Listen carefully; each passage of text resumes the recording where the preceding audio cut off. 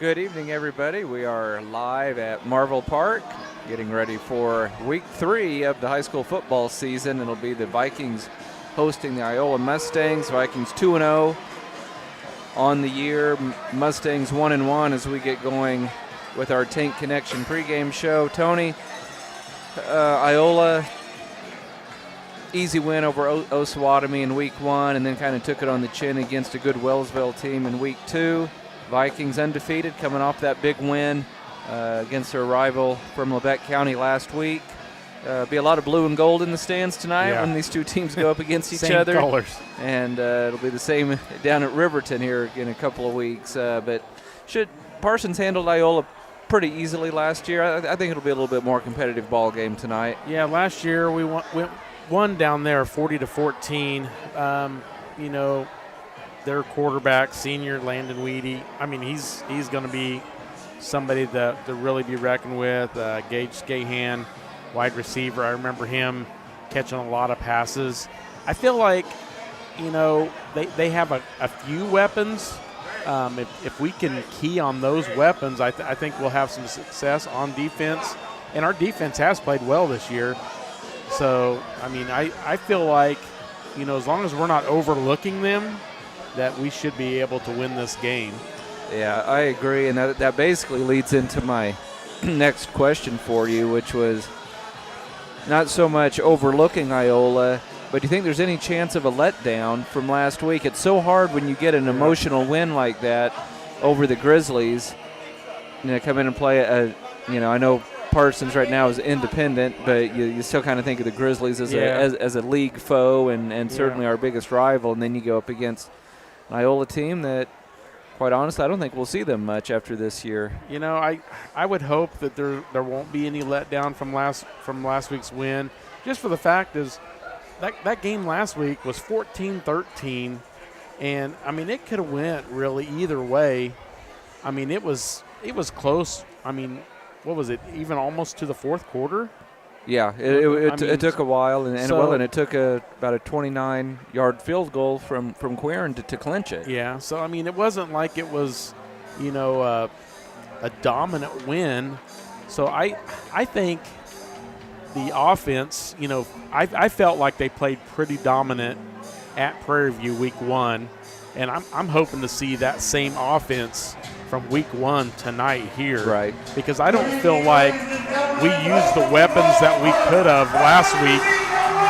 Just for the fact is I feel like Labette County's defense played really well last week. Yeah, they did. So, I'm hoping our offense can get on track, and our defense has played pretty solid. They almost pitched a shutout week 1, and then, they held Labette County to, minimal points. So, it's been pretty good defense for the Vikings this year.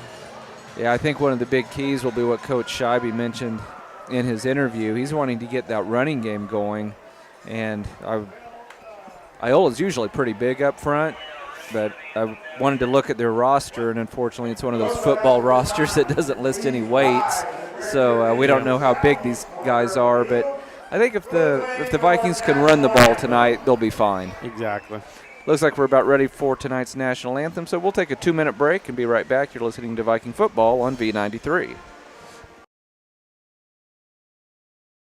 Day & Zimmerman, one of the largest privately owned companies in the U.S. with operations across the country and internationally. We are comprised of multiple brands that put people to work, protect our freedoms, and improve the world. The Parsons, Kansas location has manufactured munitions for over 50 years for our country's warfighters. Day & Zimmerman has immediate openings for production operators starting at $18.02 an hour on our weekend crew. Work a 12-hour day shift Friday, Saturday, and Sunday and receive 40 hours of pay. We also offer competitive benefits. Apply today. At Labette Community College, we're passionate about medicine and compassionate about people. Our highly trained instructors provide innovative career-specific education in the field of diagnostic medical sonography. Do you already have an associate or bachelor's degree in healthcare? Earn an additional certification in sonography. LCC offers a 12-month completely online program with a clinical component. In as little as 1 year, specialize in OB, abdomen, or vascular. For more information, text pound SONO to 620-293-6671 today. Apply online at labette.edu. At Labette Health, we've earned our place as a top 100 hospital in the nation for joint replacement. Serving a 6-county area since 1961, Labette Health has also earned national recognition as a respected regional medical center renowned for its comprehensive healthcare services and commitment to high-quality patient care. With over 80 physicians and providers throughout Southeast Kansas, Labette Health is 100% devoted to medical excellence. For more information or to find a provider near you, call 620-421-4881 or visit LavetteHealth.com. With many years of combined experience, Eye Care Associates of Parsons has set the framework in providing comprehensive eye health examinations for all ages and routine vision care for families throughout the 4-state area. Our optometrists and staff provide remarkable care with state-of-the-art technology to help with diagnosis and management of eye health conditions. Give us a call or visit our website to schedule your next eye exam. Eye Care Associates of Parsons. Experience modern eye care. Bowen Pharmacy supports the Parsons Vikings here, and here, and here. It's our goal to keep you covered. At Bowen Pharmacy, we give no excuses for you not to make it to the game. And it's always a great day to be a Viking. Give a shout out to Wave Wireless as well as the IT guys from USD 503. They worked together to do a nice upgrade on the internet out here at Marvel Park, and we certainly appreciate that. One thing we haven't talked about yet, Tony, a couple of injuries for the Vikes. Are basically healthy, but Trey Tullis out with a knee injury, and then Landon Wheat has an ankle injury. He is suited up. Looks like he's going to see some action, but it's probably going to be limited. Yeah, I seen him getting taped up when I first got here to the stadium, and he was down there catching some passes on the sideline, but it looked like he was heavily taped around the ankles. I don't know. I've never been taped like that, so I don't know what it does to your running. But I'm guessing that it would be a little tougher to run when you're taped up like that. So who knows how much time he'll see. But I think he'll definitely play tonight. But Trey Tullis, Scott, I mean, man, the way he was playing week 1, he was just like a man on a mission out there. And we didn't call his name last week. I don't think he played last week either. I don't think we he did either. We didn't get a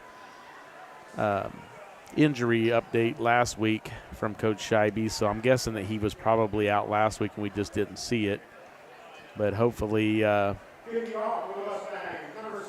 he'll be back soon, because this is his senior year, and definitely need to get him out there on the field. Well, the Iola Mustangs won the coin flip, and they deferred to the second half, so that means the Vikings will be receiving. They have Haygood and Washington back deep, both standing around their 15-yard line.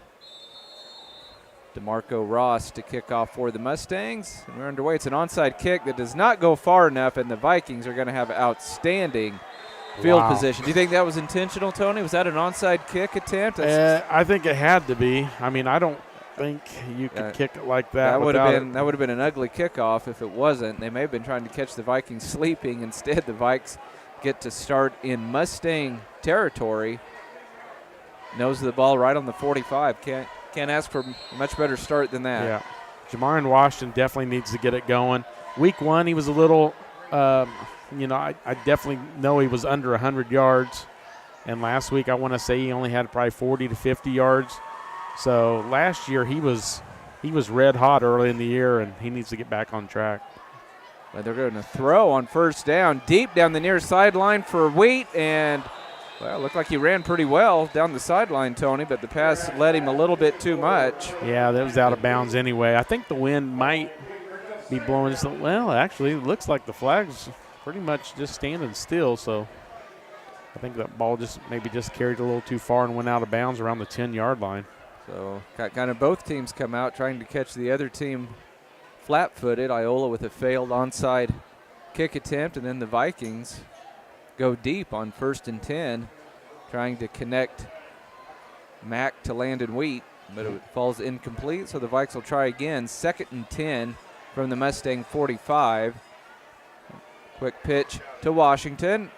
First man. That's a good break. Hits him around the line of scrimmage, but Washington able to power forward for a 5-yard gain. We're going to back it up a yard. We'll call it a 4-yard gain.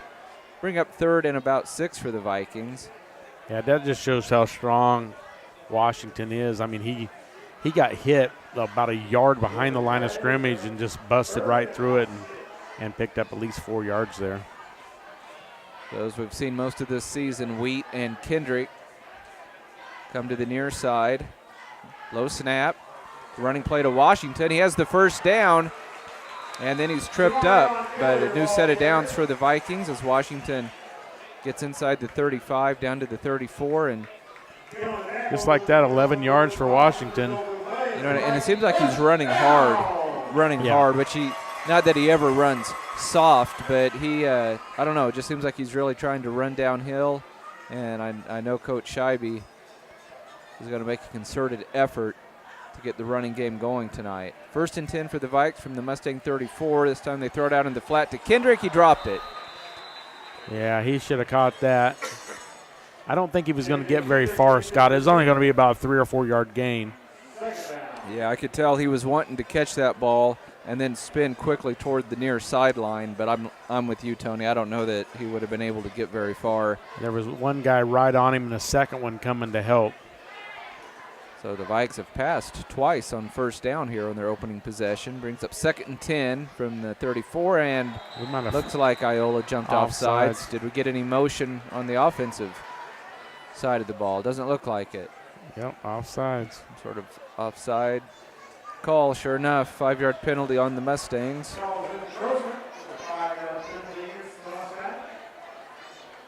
Well, that's the first of the year that we didn't have the first penalty, Scott, so that's a good thing. Yep, things are trending in the right direction.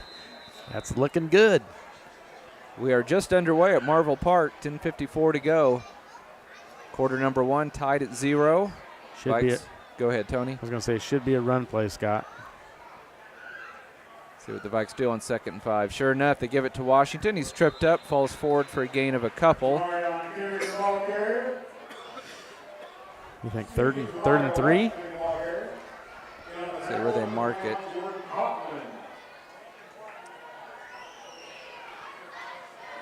Third and, it's about 3.5, maybe 4 yards. So Vikings, really the whole playbook is open here because you're in 4-down territory. So I wouldn't be surprised if Coach Scheibe keeps it on the ground, gives it to Washington.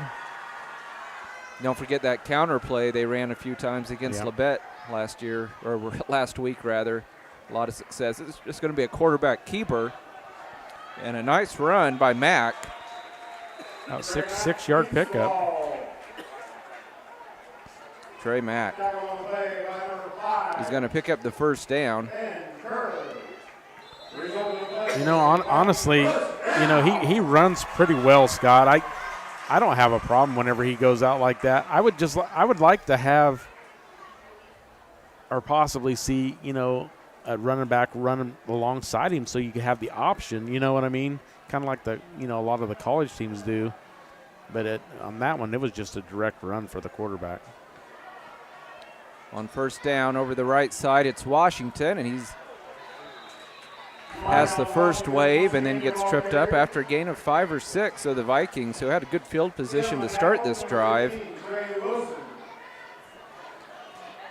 have moved inside the 20-yard line down to about the 17 or 18. 9 minutes to go in our opening quarter. Vikings and the Mustangs tied at 0. Vikings 2-0 on the young season. Iola 1-1.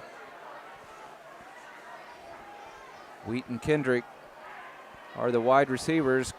And that was a low snap, and that threw the timing off, and then Mack overshot Kendrick. So they've tried to get it out to Kendrick on a quick hitter out in the flat twice, Tony, and they've missed on both occasions. Well, that one was just, I don't know. I think he just tried to rush the throw a little bit and just threw it really, really hard and high. I think he just settles down there and just throws a nice, easy pass. I mean, definitely gets the first down there. So 3rd and 5 for the Vikes from the 17. This time Phillips and Washington both in the backfield. They want to pass. Kendrick with a great catch over the defender. He's going to be gang tackled at about the 11. And it looks like it's enough for the first down. It was kind of a dangerous pass, Tony, but it works out just fine for the Vikes. Yeah, that could have been picked off just as easy as it was caught. JJ just leaped up and above to catch that ball. Very athletic catch there for Kendrick. So 1st and 10 for the Vikings from the Iola 12. 8.5 minutes to go in quarter number 1, tied at 0. Kendrick and Wheat to the near side. Washington, the lone running back. Somebody moved. Yeah, I'm not sure if it might have been us on this one. Yep. So a little bit of movement up front right before the snap. So now it'll be 1st and 15. And I think that was going to be a throwing play again, Scott. Been a lot of throwing plays on 1st down. Now 1st and 15. So we'll see what Coach Scheibe decides to do. If Landon Wheat didn't have the bum ankle, you'd think you just about loft one up to him if you wanted to. But, of course, he's getting plenty of attention. I think he's basically being double-teamed over here on the near side. Kendrick in motion. They're going to give it to him on the jet sweep. Cuts it back inside. He's still on his feet and then hit down at about the 10. So pretty nice pickup on the jet sweep. Gets all that penalty yardage back plus a little bit more. 2nd and 8 for the Vikes from the Iola 10-yard line. Clock on the move, 7:40 to go in quarter number 1. We are tied at 0. Iola opened up the game with an onside kick that only went 5 yards. Set the Vikings up with excellent field position. 10 seconds on the play clock as the Vikings break out of the huddle and get up to the line of scrimmage. Washington will be the lone running back. 2 seconds on the play clock. They fake the jet sweep, go to the end zone. It's intercepted in the end zone. The timing was just completely off on that play. And a big defensive stop by Iola. They tried to hit Landon Wheat on a slant, and Tony, it just went right into the arms of a waiting defender. I think if Wheat would have been just a little quicker coming across, he would have caught that. I think he was just, I think he was either just confused on the break or something, but it went straight to the Iola defender. That's too bad because we had great field position and really ran the ball pretty well. Yep. I think we had over 30 yards rushing on that drive. So Iola comes up with a big stop. Vikings looked poised to take an early lead, but ball is picked off in the end zone, and the Mustangs will have it 1st and 10 from their own 20-yard line. Landon Whitey is the quarterback, 3-year starter. Little option play. It's fumbled, and very luckily for Iola, recovered inside the 10. Iola went with a little option look. That's Cortland Carson, the junior, recovering that. So a bad way to start the game offensively for the Mustangs. Ball back to the Iola 9-yard line. Loss of 11 on the play, so 2nd and 21 for the Mustangs. Corbin Cloud looks like split to the far side.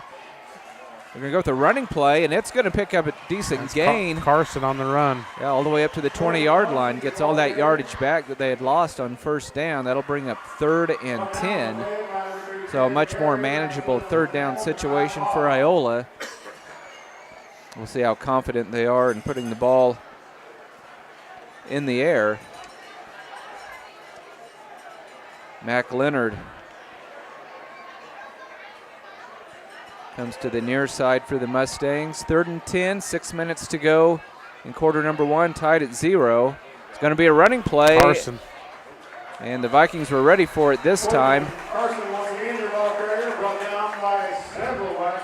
So that'll bring up 4th and long, and Iola will be forced to punt. So nice job by the Viking defense, who's played well all year long. So essentially the Vikings defense held them to 0 yards, Scott.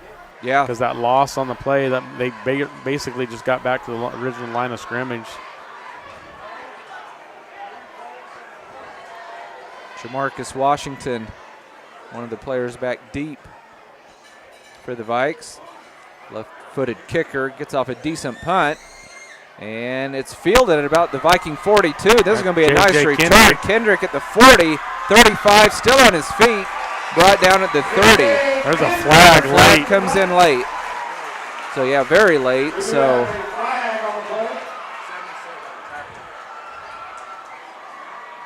chances could be on Iola because of who threw the flag and it was coming at the very, very end of the play.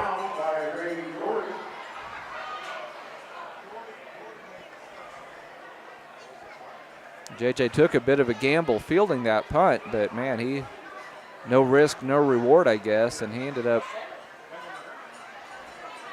having a very nice return of about 30 yards. Yeah, it looks like it's going to be on Parsons. They're backing up. Yeah, that's too bad. I'm not sure what it is. Let's see what that was, because it came in so late. Man, I wonder if it was like a block in the back or something. Here comes the call. It's a personal foul, unsportsmanlike conduct. So I don't know. No telling, because it looked like the play was still live, but it was almost like, just bam, bam, right around the time the play ended. That right when he got tackled, it flew out. So that cost the Vikings,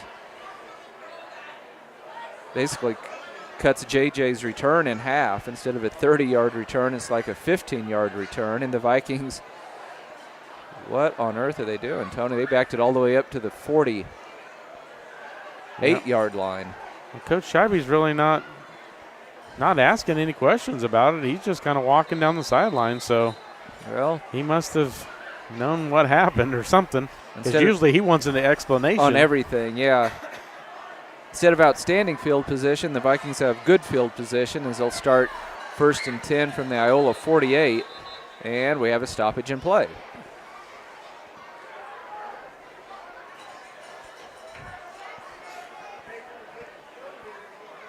Again, Vikings sitting at 2-0 on the season. Iola 1-1. Vikes had a 24-13 win over LCHS last week. Vikings on the road next week to take on the Baxter Springs Lions. Are we on the road 2 weeks in a row? Baxter and then Riverton? Yeah, and then I think Riverton Baxter the week and after. Riverton 2 weeks in a row. I don't know, the head referee, the so-called white hat, looking at something. Yeah. And I'm not sure what the delay was, but we are ready for more football. Vikings 1st and 10 from the Iola 48. Run to Washington over the left tackle, and he gets ankle tackled after a gain of about 4 down to the 44. I don't know. The few runs he's had, Tony, just looks to me like this is going to be the game where he finally breaks a big one. I think their line, for some reason, the way they're setting up is just kind of odd.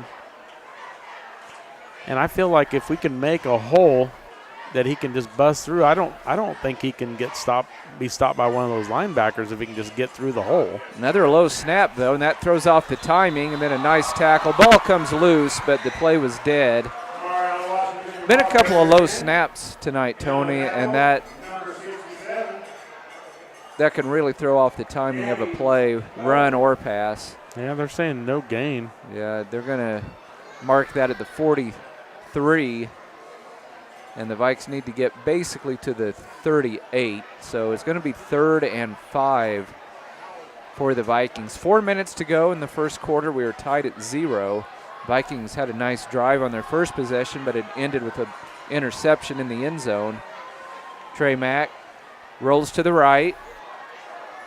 Pass play, overshoots his man. So, and Kendrick was open for the first down, and Mack's he's just been a little bit off here in the first quarter. He is way off. Like that pass was about 4 yards wide. One of the coaches on the sideline caught it, Scott.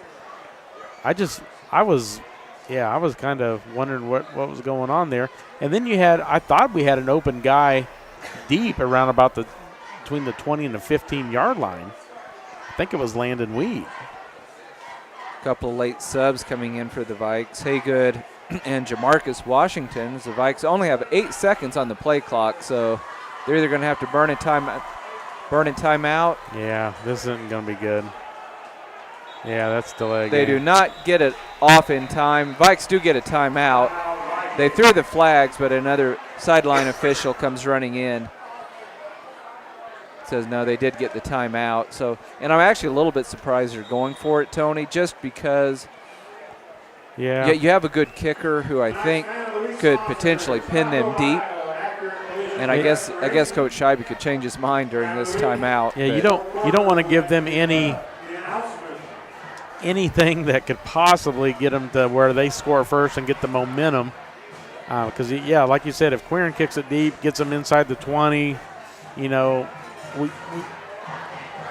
we didn't basically allow a yard on the first possession for them. So I don't know. That's just – I thought that's what he was telling him. We'll see. He may change his mind, like you said, in this timeout. Coach Scheibe using every second at his disposal in this timeout. Vikings facing a 4th and 6 from the Iola 44. Again, we are tied at 0. 3:32 left in the first quarter.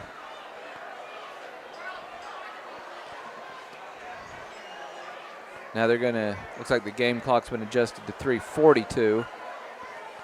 But the Viking offense stays on the field. They're going to go for it on 4th and 6. You would assume they're going to put the ball in the air. Mack in the pistol. Wide open. It's a man across the middle, but it's broken up. They went to Jamarcus Washington on a slant. Would have been good for a first down. It was in his hands. It was a well-thrown ball, but a pretty good play by the defense. Good hit, and, so Iola, 2 big plays on defense. That one right there to get their defense off the field, and then the interception in the end zone on the Vikings' first drive. So Viking offense has looked good at times, Tony, and a little shaky at others. So I just think that Mack just needs to settle down, and I think he'll be fine. He's just a little bit off tonight on his throws. So Iola 1st and 10 from their own 44. Go with a pass out into the flat, and this has got a nice little gain, probably a first down inside Viking territory down to the Parsons 44 or 45. Whitey had Cloud in motion, and that's who he ended up throwing it to. So they have some playmakers on this Iola team. Yeah, that was a good pass there, and good blockers out front, picking up first down. And this is a senior-laden Iola team, so they know each other very well, a lot of experience. 1st and 10 for the Mustangs from the Viking 44, tied at 0, 3:29 to go in quarter number 1. Running play to the near side is going to go absolutely nowhere. He might even been a loss on the play. Carson on the carry. I think Henson got in on that tackle.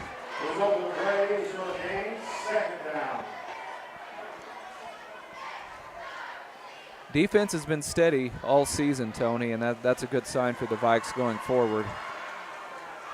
Yeah, defense definitely needs to step up here now as they're in Viking territory. You don't want to give them the early lead. Yeah, it's a shame Vikings have had outstanding starting field position here in the early going and have not been able to capitalize. Still tied at 0. Whitey will be in the pistol, standing right on the 50-yard line. Fakes the handoff, rolls to the far side, throws it deep downfield, and is intercepted at the 20-yard line. I think it's Jamarcus Washington. No, Jamarcus is here. Number 6. Jason Smart. He read that all the way. He had a good read on that, and the Viking defense comes up with a big play. 2:37 to go in the first quarter. Vikes will have it 1st and 10 from right around their own 20-yard line.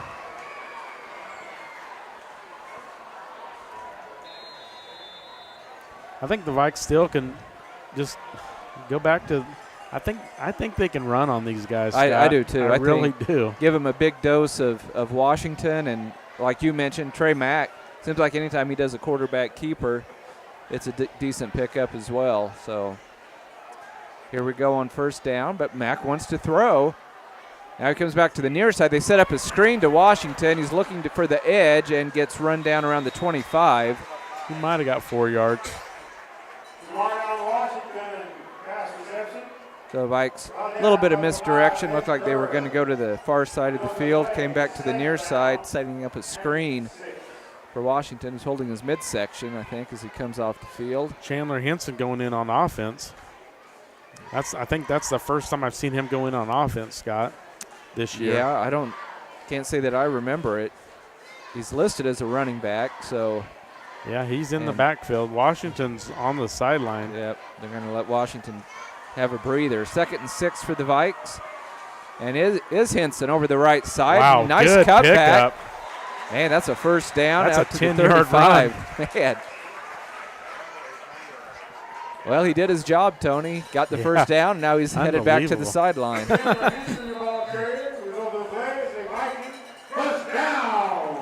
I think he's going to get more carries if he keeps doing that. Coaches are all patting him on the helmet on the sideline.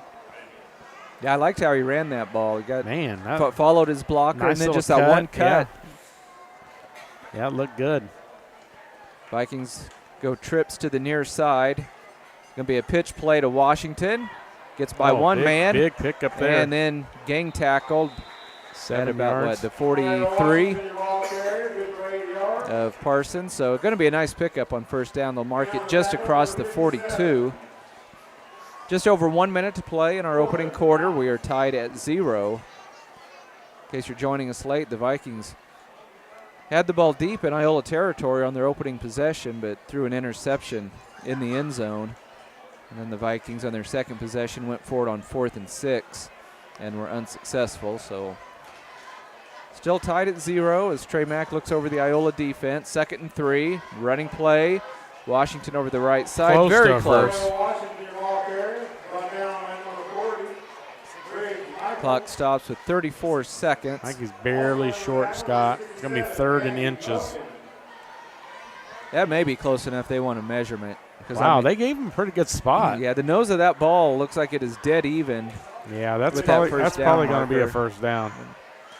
So 34 seconds to go in quarter number 1, tied at 0. While they bring out the sticks, we'll say thank you to some of our sponsors bringing you Viking football in 2023. We want to say thank you to Labette Community College, Forbes Hoffman Funeral Homes, Clemens Insurance Agency, Labette Health, Woodworth Enterprises, Carson Wall Funeral Homes, Commercial Bank, and the Vikings do have the first down by the nose of the football. So 1st and 10 for the Vikes.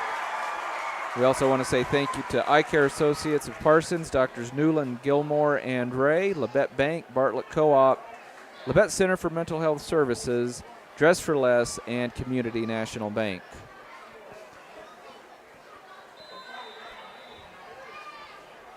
Ball just shy of the Iola 45-yard line. Clock on the move. 28 seconds and counting here in the first quarter. Tied at 0. Landon Wheat, one of 2 receivers to the near side. 4 receivers set for the Vikings. Haven't seen that very much this year, but instead it's just going to be a running play. And Washington has a big hole and a nice pickup, but a flag comes in late. Might be a hold.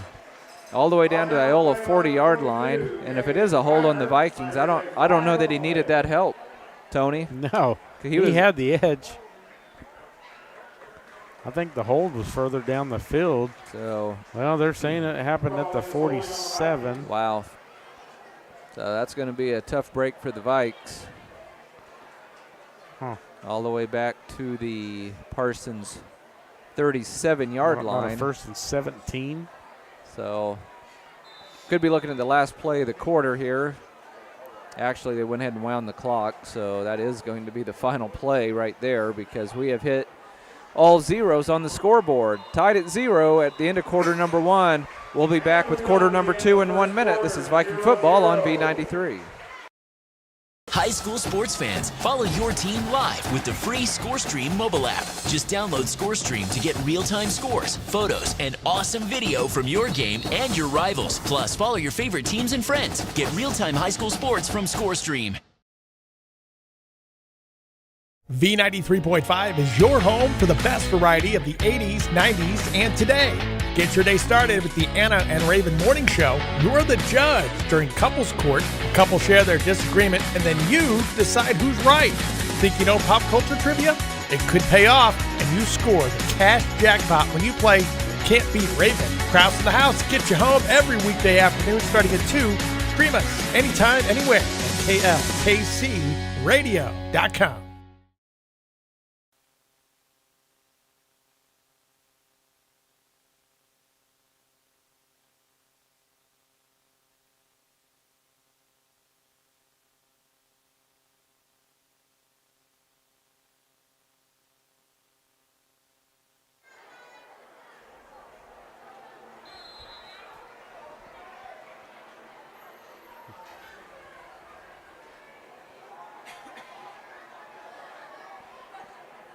And we're back live at Marvel Park just in time for quarter number 2. Again, we're tied at 0. Vikes facing a 1st and 18 from their own 37. Mack with Washington on his right shoulder. Mack wants to throw, but we have more penalty flags. Got to be a false start. Otherwise, they wouldn't have blown it dead, I don't think. Looked like it was the official on the far side. And sure enough. Yep. So Vikes 23. Yeah, Vikes going backwards. Tony, it's kind of been that way for the Vikings. They've had some positive plays on offense, but man, they've either been getting wiped out. We had one wiped out by the nice drive, wiped out by the interception, and now back-to-back penalties here, and the Vikings just need to settle down and get into a groove here against the Mustangs. 1st and 23 for the Vikes. Long snap count. Mack has the ball, nearly picked. Pick six. Could have been a pick 6 very easily for Ben Kerr. You know, and Mack didn't look comfortable on that. I think that was his second target. Looked like he wanted to come to the near side. And the receiver was covered. He's just kind of out of sync, it looks like. Yeah, that's definitely not focused. Because that, Scott, I thought that was going to be a pick 6 there. That was right in the hands of number 5. So 2nd and 23 for the Vikings. And I know these are more like passing situations, but most of the Vikings' success has come on the ground. And they do give it to Washington over the left tackle, but he doesn't get much. About 3 yards. Brought down at the Viking 35. So just kind of a,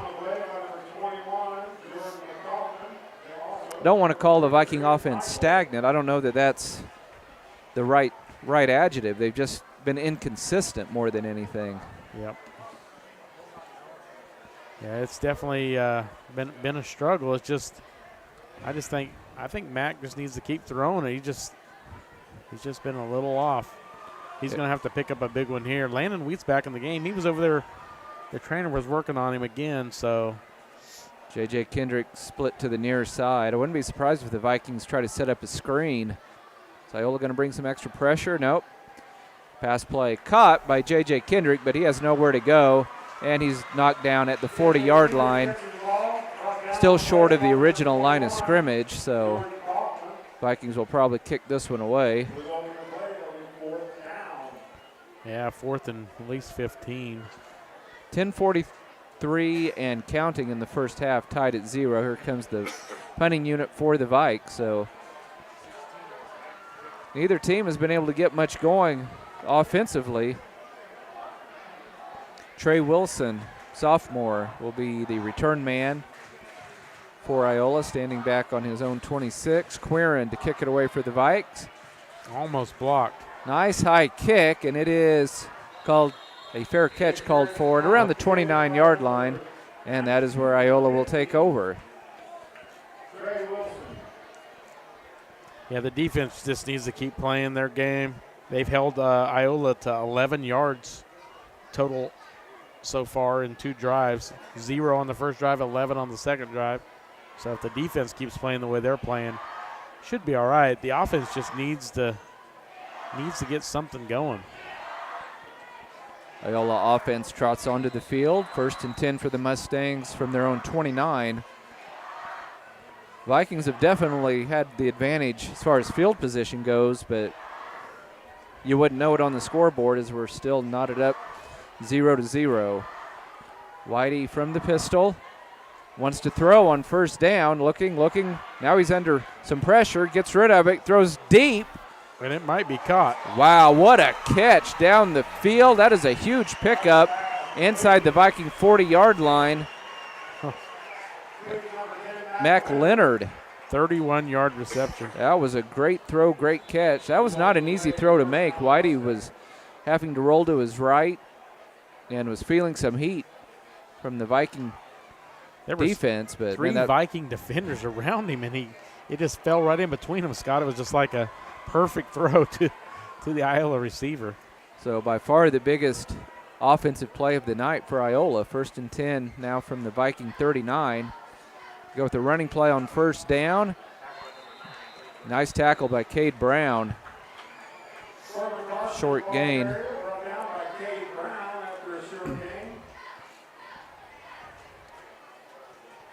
So that'll bring up second down. Second down and 10. No gain on the play for Iola. Just over 9 minutes to go in the first half. We're tied at 0. Iola offense up to the line of scrimmage. They'll send Corbin Cloud out to the near side. One receiver in the slot is Whitey. Oh, we had movement, and that should be a false start on Cloud, sure enough. And I think Jamarcus Washington kind of sucked him into that, Tony, if I saw that right. Washington started to backpedal, and as soon as Washington moved, that's when Cloud moved too. So 5-yard penalty against the Mustangs. That will bring up 2nd and 15. Ball spotted on the Viking 44. 8:35 to go in our second quarter. We are tied at 0. Senior quarterback Landon Whitey looks over the Viking defense. Takes the snap. He wants to throw again. Vikes bring the heat, but they set up perfectly a screen, but my goodness. Cade Brown. Who else? Cade Brown read it all the way. I actually thought it was a pretty good call by Iola, but Cade Brown sniffed it out. It would have been probably a 7 or 8 yard gain if Cade Brown wouldn't have been there to make the tackle. Yeah, that's a 3rd and 15. That's definitely a big play for the defense here to stop them. Iola with 3 receivers to the far side of the field. Whitey wants to throw over the middle, and it's going to be intercepted through everybody. Or is it Washington? No, it's Washington. Washington this time. No, it's Smart. Yeah, it is Smart. I tell you, the numbers on these jerseys are so hard to read. Yeah. But that is Smart with his 2nd interception of the game. So huge first half for the 6-foot junior, Jason Smart. Yeah, I was right on my first guess because I thought it was him. Because Washington has the shirt kind of hanging out a little bit. So the Vikings have it on their own 29 after the interception. We'll see if they can really get a good drive going here. Washington, did he lose the ball? He might have. He fumbled it, and Iola has it. Unbelievable. So that's 2 turnovers on each team here in the first half. Wow. Ugly game. We still got 7:38 to play in the second quarter. Already 4 turnovers. That's unheard of, really. We've been pretty good at not turning the ball over this year. Iola may have called a timeout, looks like. So 7:38 to go in the first half. We are tied at 0. Iola will have it 1st and 10 from the Viking 26. We'll be back in 30 seconds. This is Viking football on V93. Day & Zimmerman, one of the largest privately owned companies in the U.S. with operations across the country and internationally. We are comprised of multiple brands that put people to work, protect our freedoms, and improve the world. The Parsons, Kansas location has manufactured munitions for over 50 years for our country's warfighters. Day & Zimmerman has immediate openings for production operators starting at $18.02 an hour on our weekend crew. Work a 12-hour day shift Friday, Saturday, and Sunday and receive 40 hours of pay. We also offer competitive benefits. Apply today.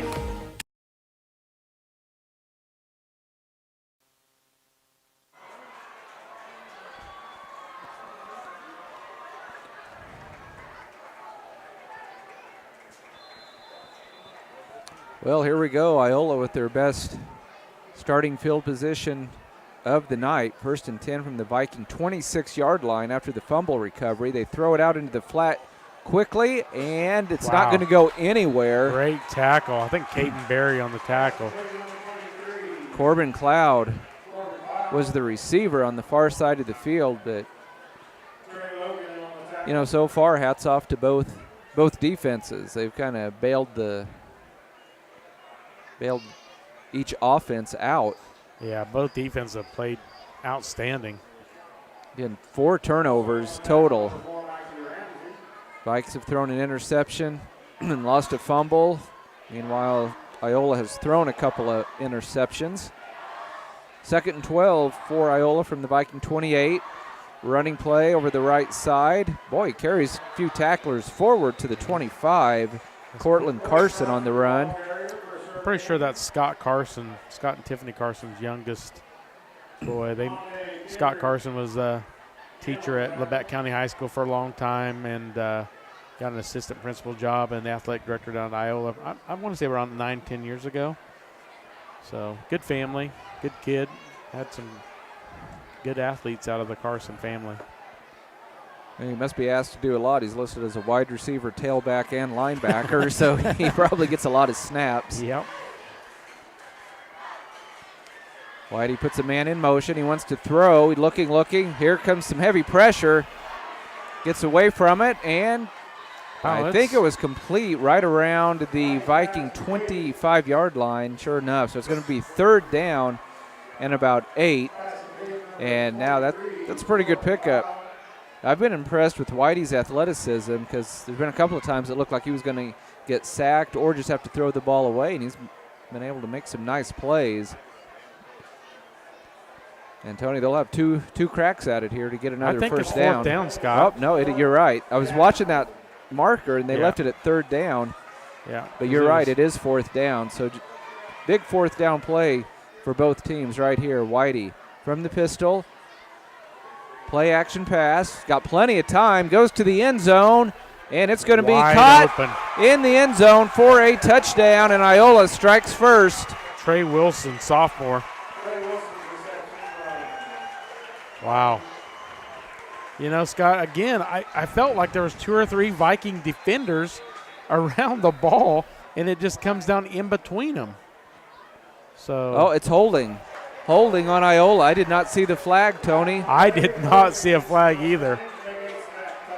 I don't think they saw a flag. Yeah. They were celebrating.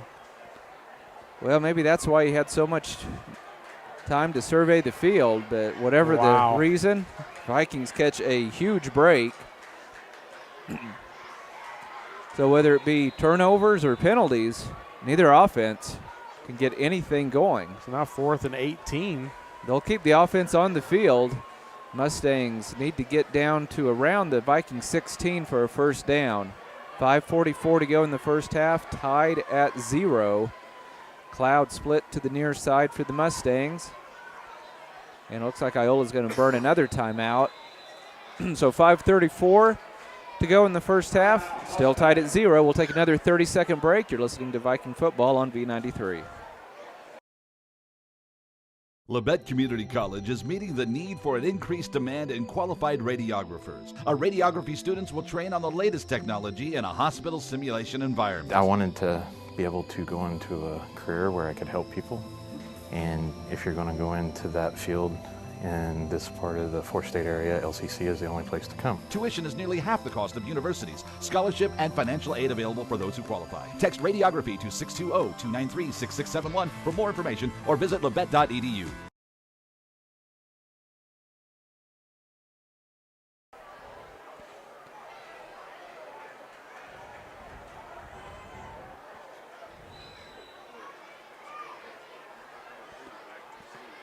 Fourth and about 18 for Iola. 5:34 to go. Nope. They decided to go and punt the ball on fourth down. It looked like a great kick. They get a good bounce, and they did, and a great save.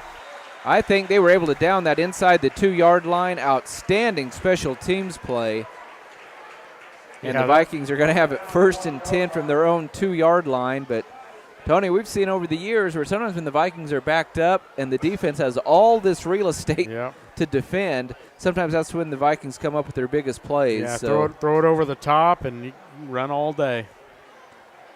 And if Matt can just connect with Weed or Kendrick on anything here, but I think they're going to have to try to run a play or two to try to get out of that end zone, though. I don't think you want to really throw from your own end zone and get a hold and get a safety or something silly. Yeah, so far it has been all about defense tonight. Vikings look pretty solid their first drive. The ball was intercepted in the end zone. Again, 4 turnovers tonight, 2 on each team, and we're still 5:25 from halftime. So Vikings backed way up on their own end. 1st and 10 from their own 2. Mack under center. You don't see that very much. Running play to the first man through, who was not Washington. Devonta Kendrick. Kendrick on the carry. About 8 yards. Boy, and that'll give the Vikings some much-needed breathing room. Nice job by the junior running back. 2nd and 2 for the Vikes from their own 10. Vikes had the opening kickoff, so that means Iola will get the kickoff to start the second half. So it would be great if the Vikings could put together a long drive here and get the lead. This is Washington.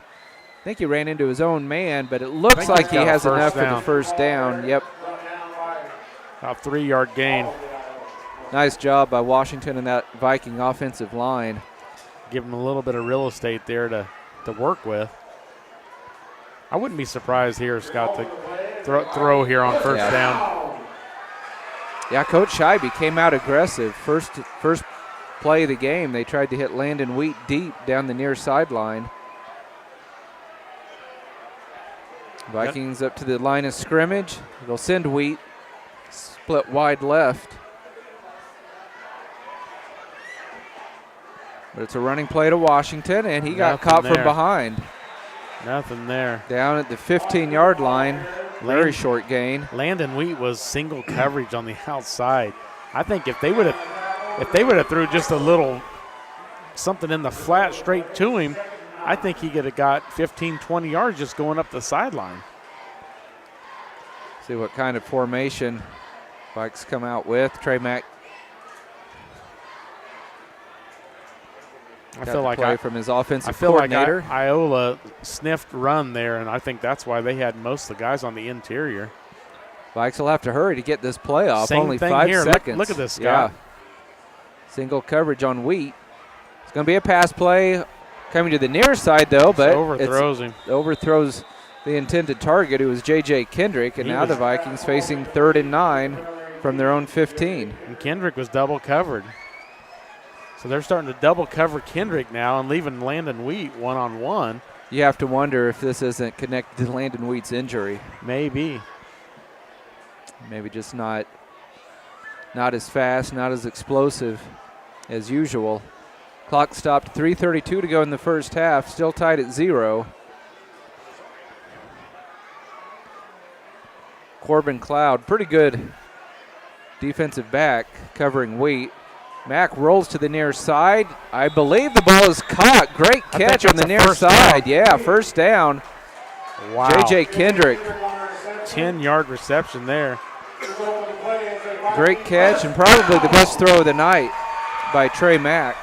Yeah, that was that was definitely a good throw there on the run. rolling to his right. I mean, that's sometimes a hard throw to make. Yeah, that was a big pickup too, Tony, because that otherwise you'd be looking at Iola having plenty of time on the clock and probably in decent field position. Yeah, if they that probably would have had the ball around the 50. So the Vikings with more of a bunched formation here, but another flag. False start again. And penalties and turnovers. Yeah. Hard to score with that combination. So 1st and 15 for the Vikes from their own 20-yard line, tied at 0, 3:26 to go in quarter number 2. You got to give a lot of credit to the defensive backs for Iola. They've been sharp, keeping Kendrick and all the receivers in check.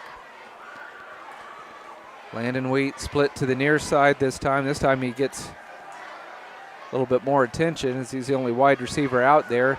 There's that counter to Phillips, and he's got a nice gain out across the 30. Yeah, first time we've seen yards. that tonight. About 7 yards, Scott. We have another penalty. What? Holding on the Vikings. Oh, come on. Which I don't think we ever saw a penalty when they ran that counter last week. So Coach Scheibe's probably starting to tear his hair out down on the sideline, because every time the Vikings have a positive play here in the second quarter, it gets wiped out by a penalty. And now That's a big one there. Do you go conservative here? You're backed up deep in your own end zone. Still first down. I'd probably keep the ball on the ground, Tony, and if Iola wants to burn their last time out, they can. But you'd hate to see the Vikings have been so iffy on offense. You'd hate to see him make a mistake here. Sure enough, on the ground, about 5 yards maybe. That's about the third time I've seen him ankle tackled here in the first half, and I'm kind of surprised that they're able to do that because he's such a strong kid. He's going to have to start high-stepping or something. Because a lot of times he'll break those tackles and keep moving. So plenty of time on the play clock for the Vikes. 15 seconds, 2:40 on the game clock. Vikes facing a 2nd and 16 from their own 19. Mack puts a man in motion. Throws deep down the far sideline. It's caught for a first down. That's Jamarcus Washington. Jamarcus with a great catch, and that was a well-thrown ball by Trey Mack, and hopefully that'll get him jump-started for the rest of the game. He had that really nice pass to J.J. Kendrick on the out pattern. So now the Vikings are a little bit more in business, so to speak, as the ball is going to be spotted all the way out at the 44-yard line of Parsons. Plenty of time, 2:12 on the game clock, and the Vikings have 2 timeouts, so time really shouldn't be an issue. Vikes are going to run trips to the near side. Jamarcus Washington, one of the wide receivers, running play to Washington. He slips and then gets brought down after a short gain.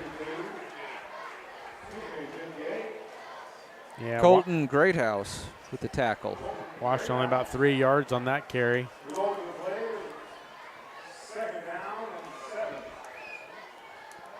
Yeah, I'd like to see just a little bit more energy. I mean, it's down to a minute and a half now. They just need to kind of pick it up a little quicker, I think. Yeah, I'd like to see a little bit more urgency sense out of that. Urgency, yeah. And now, did the Vikes have to burn a timeout? No, Nope, they still Iola. have 9 Iola seconds. took their last one. That's surprising, Scott. So obviously they didn't like something they saw for that defensive alignment. We'll just keep it here at Marville Park. We've got a break in the action. We'll thank the rest of our sponsors bringing you Viking football in 2023. We want to say a thank you to Tank Connection, Wood Insurance Center, Strategic Partners, Roy's Auto Service, Bowen Pharmacy, Parsons Educational Foundation, also Parsons District Schools, Snyder Lawn Care, Olson Ace Hardware, and SEK Orthopedic, Doctors Mosier, Meister, and Morris. So, Tony, I'm with you. It'd be nice to see a little bit more urgency out of the offense. Again, there's time, minute 21, and the big thing is 2 timeouts. But with the offense being lethargic and inconsistent here in the first half, sometimes, and here again, we're not talking about being rushed. Yeah. Just kind of, get up to the line of scrimmage, exactly. make that, make the defense work a little bit. Give the defense less time to catch their breath in between plays. Well, maybe here, with that timeout, they can call a couple of plays. Yep. And just kind of run a little. Well, look at this, Tony. Empty No backfield. Mack to throw over the middle. He's got wide open. Cade Brown. Cade Brown gets, he's going to get a 15-yard penalty tacked onto that as he got his helmet ripped off. Wow. That'll go down as, I don't know if they're going to call a horse collar. It should be half the distance, so it'll probably go down to the 14-yard line, Scott. So that was, now they're pointing also towards the Viking end of the field. Is this going to be offsetting, Tony? I wouldn't be, the way this half is gone, I wouldn't be surprised. Yeah, they're staying way back. My goodness. That was unbelievable pass play. And, Cade Brown is such a big target. Unreal. It was a well-thrown ball by Mack, who seems to have found his rhythm, but it's not doing the Vikes any good. Shivey's out in the middle of the players. There's no timeout on the field. I don't know what's going on. Yeah, the officials are still trying to figure out. 2 flags were thrown. I thought they were both on the horse collar or face mask. I'm not sure which one. Well, I think it was just more, I think he tackled him around the head, and then when he was he just pulled his helmet off with just aggressive. It was almost like, but it was almost like Cade was like wrestling him. It was like whenever you're wrestling and you kind of getting an arm, around the head and a takedown. I think it looks like offsetting. Wow. So illegal block by the Vikes. They'll chop block and then a face mask, personal foul on Iola. And we have the notorious offsetting penalties that. No, they're walking it off. They're walking off 10 yards, Scott. How's it not offsetting? How can they send the Vikings back when the penalties were offsetting? I don't understand that at all. I'm not sure what's going on. I mean, the personal foul was on Iola, and Coach Scheibe is asking for an explanation. I've never seen offsetting penalties where you mark off yardage against one of the teams.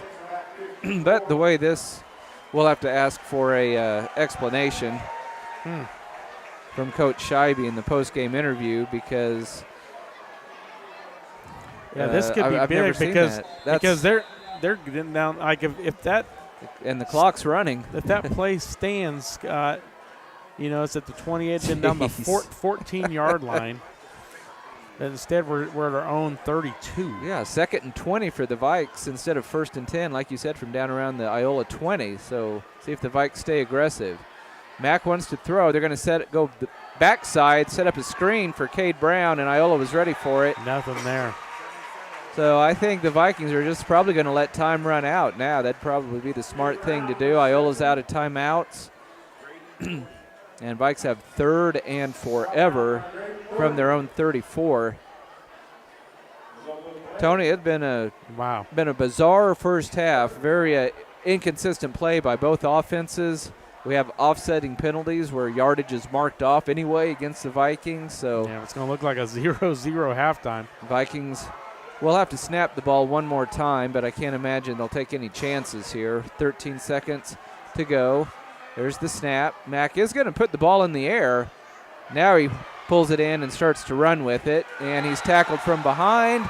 And halftime is here with your score, Parsons 0 and Iola 0. Let's take a 10-minute break, and then we will come back with our Eye Care Associate halftime show. You're listening to Viking Football on V93. V93.5 is your home for the best variety of the 80s, 90s, and today. Get your day started with the Anna and Raven Morning Show. You're the judge during couples court. Couples share their disagreement, and then you decide who's right. Think you know pop culture trivia? It could pay off, and you score the cash jackpot when you play can't beat Raven. Kraus in the House gets you home every weekday afternoon starting at 2. Stream us anytime, anywhere at klkcradio.com. With many years of combined experience, Eye Care Associates of Parsons has set the framework in providing comprehensive eye health examinations for all ages and routine vision care for families throughout the 4-state area. Our optometrists and staff provide remarkable care with state-of-the-art technology to help with diagnosis and management of eye health conditions. Give us a call or visit our website to schedule your next eye exam. Eye Care Associates of Parsons. Experience modern eye care. Day & Zimmerman, one of the largest privately owned companies in the U.S. with operations across the country and internationally. We are comprised of multiple brands that put people to work, protect our freedoms, and improve the world. The Parsons, Kansas location has manufactured munitions for over 50 years for our country's warfighters.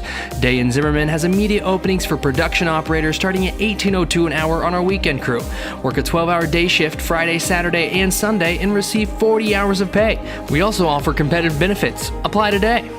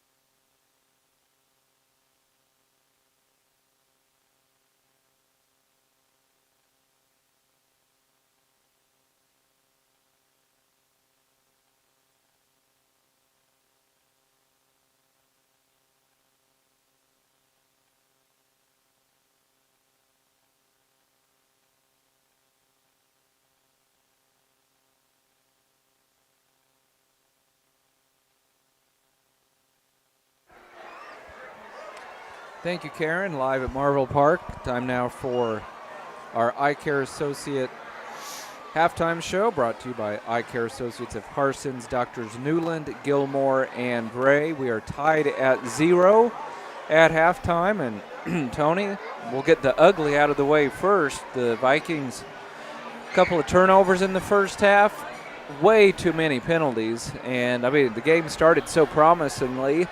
Vikings 1st and 10 from the Iola 45 after a bad onside kick attempt to open the game by Iola. Vikings drive down the field. Looks like they're going to have an early touchdown. Instead, the ball is intercepted in the end zone, and boy, it's been hit and miss for the offense ever since. And I hate to say it, but more miss than hit.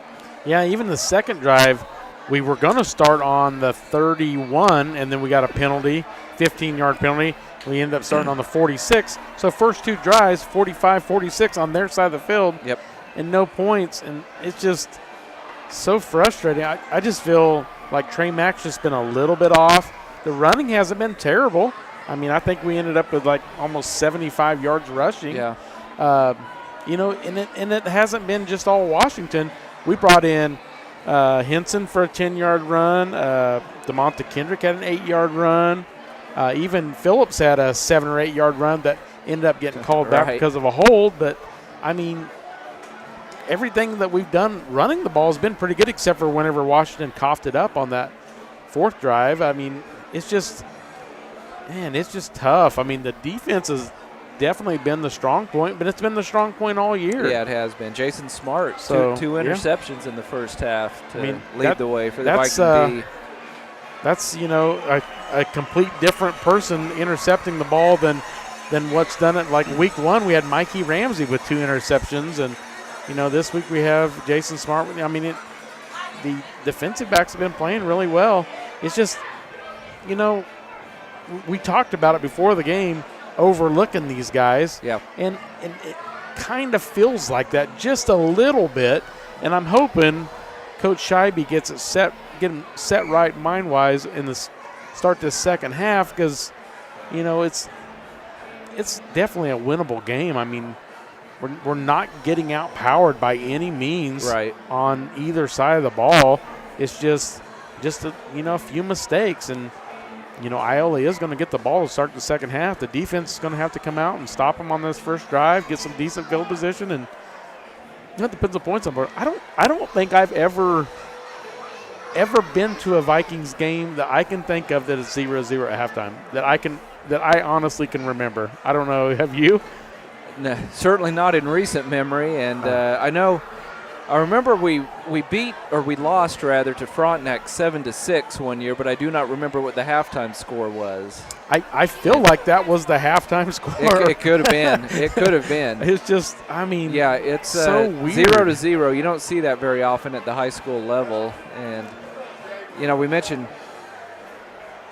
Trey Mack being off earlier in the game. I felt like he was getting into a rhythm late in the second half, but so many of the big plays got wiped off the board due to a penalty. So the Vikings are going to have to clean that up going into the second half. I wish I would have kept track of the penalties, because we've had a lot of negative yards. I want to say probably close to 50.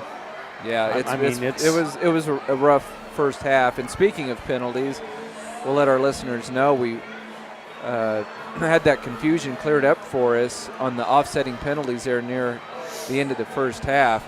There were offsetting penalties, face mask on Iola and a chop block on the Vikings. Then there was a dead ball foul, unsportsmanlike conduct on the Vikings, and that is why they marked yardage off against the Vikings. We had offsetting penalties during the play, dead ball, unsportsmanlike conduct on the Vikes after the whistle had blown the play dead. So, that was probably the biggest play of the first half, because Vikings, if they hadn't had that chop block, Tony, they were going to be in business. And they were moving down to around the 20, 25-yard line after that big pickup, Mack to Cade Brown. But after seeing that play happen, they need to get Cade Brown involved in that offense, Scott. Yeah. He was definitely a weapon. not a whole lot last year because he was hurt a lot. Yeah. But 2 years ago, he made some big plays going across the middle as a tight end. Yeah, he's not scared to get hit. No, he's a big kid, and I mean, I know they want him to play a lot of defense, but man, if he can handle it, I would say, throw him in there a few plays each possession just to, give him the ball, see what he can do with it, because he's tough to bring down. I mean, he's strong. And I know quarterbacks love big targets. Oh, yeah. 100%. You look at Patrick Mahomes and Travis Kelce, yeah. And just over the years at any level of football, quarterbacks love having that big target, whether it's a bigger than average wide receiver or a tall wide receiver who can elevate over the defense, or in this case, a big, tall, muscular tight end. And it looks like we are going to maybe start. Nope, they are going to. They did. They went in and put the 3 minutes back on the clock, so now they're going to. They are going to give them a little bit more time to warm up. So Parsons did come out late. Iola was ready. They came out ready. They were running, jogging. That's the first time I've seen a team come out halfway decently early from halftime, and because just about every time it's been, 3 minutes put back on the clock, and sure enough, they do the same thing here. But Iola's still over on the sideline, like, "Hey, we're ready to go. Let's get this game going." Yeah. Well, once again, not much to report on the offensive side of things. We are tied at 0 at halftime, and that will wrap it up for our Eye Care Associates halftime report. We'll step away for a 1-minute commercial break, and we will have the second half for you when we return. You're listening to Viking Football on V93.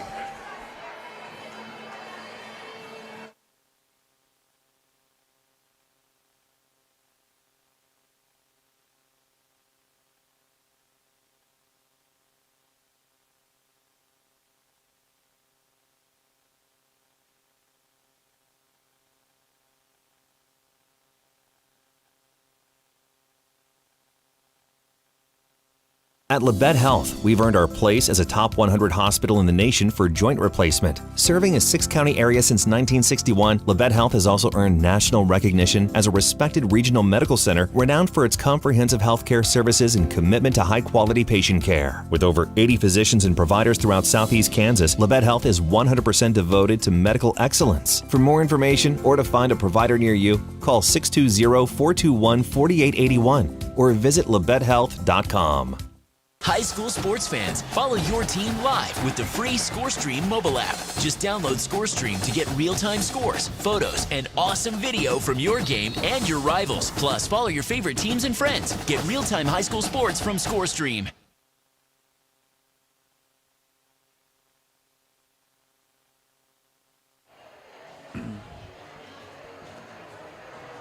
Welcome back to Marvel Park, everybody. Scott Marlowe, Tony Fuentes with you. Drew Fuentes taking care of our live video stream. See if the Vikings can get things going here in the second half. We are tied at 0, and of course it'll be up to the defense as we get going in the second half, as Iola will receive the second half kickoff. Jace Quirin will tee the ball up at the 40-yard line for the Vikes. He's had a quiet night, Tony. Hasn't had much reason to be on the field. Had one or two punts there in the first half, and that was about it. Story in the first half for the penalties was in the first half for the Vikings was great defense, but some inconsistent play on the offensive side of the ball. A couple of turnovers and way too many penalties. Second half is under the way. Nice high end-over-end kick. It's going to be fielded at the 4-yard line. Here comes Iola out to the 15, the 20. This is a decent return, but we have a flag coming in, and hopefully that is going to go back against the Mustangs. It's a decent return out to around the 28-yard line. Yep. Illegal use of hands.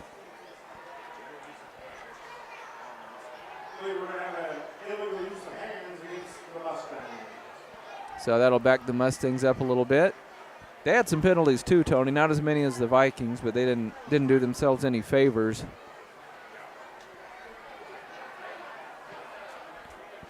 Their senior quarterback, Whitey, had some nice plays in the first half, but not enough, obviously, and that's why we are tied at 0 as we get going in quarter number 3. Where are they marking on, 15 or 20? They're walking it from the 20. Well, from the 20, that'll probably So take the it back 10? to the 10. Wow, that's if the Vikings defense can stiffen here like they have been, we can definitely get some good field position out of this. Just need to get a stop here. Hopefully the defense comes up with a big play. Whitey looks over the defense. Standing on his own 5, he takes the snap. He's going to roll to the near side. Throw's got a man open out at the 30-yard line, and he gets tripped up, but it's a huge play on first down. 22-yard pickup. Ben Kerr, the senior. He had a big play earlier, Scott, like 31 yards.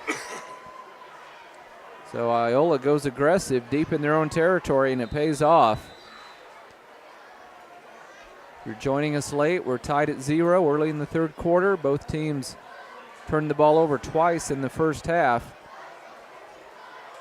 Mac Leonard, one of the receivers to the near side for Iola. Whitey in the shotgun, puts a man in motion. It's a running play over the left side, and Carson out to the 40-yard line. 7-yard pickup. Probably the best back-to-back offensive plays Iola's had tonight. 100%. So after starting on their own 10-yard line, it just takes Iola 2 plays to get out to their own 39. Second and about 3. 10:55 to go in the third quarter. Again, we are tied at 0, but Iola offense looks like they've found a little bit of rhythm. They will go 3 wide receivers to the near side. We're 1 guy short over here, Scott. Running play to the near side. Carson again. No gain there. So a nice pursuit by the Viking defense. Will bring up third down for the Mustangs. They actually backed him up to the 38-yard line. It'll be interesting to see if we hold them here, Scott. Interesting to see what they do on 4th down. That's the exact thought that was running through my head. We'll see if the Vikings have intercepted Whitey twice tonight. Let's see if they put the ball in the air. Whitey changes the play. He does want to throw. Comes to the near side, and it's dropped. Incomplete. And Iola's going to kick it away. So, big stop once again by the Viking defense. Yeah, I'd watch for a fake here. You just never know. Yeah, not a bad area of the field to try a fake if Iola is so inclined. 4th and 4 from their own 38. They actually put a man in motion. You don't see that very often on a punt play. That's a good punt. It is going to be hitting at the 30-yard line and then covered up by Iola at around the 26. I thought the Vikings could have fielded that. I don't understand why Washington didn't catch that and bring it to the near side, because there was room. He could have picked up at least 10 yards, I think. Yeah, I'm not sure. He backed up away from it. I don't know. That's weird. So the Vikings take over. 10:23 to go in the third quarter. We are still tied at 0.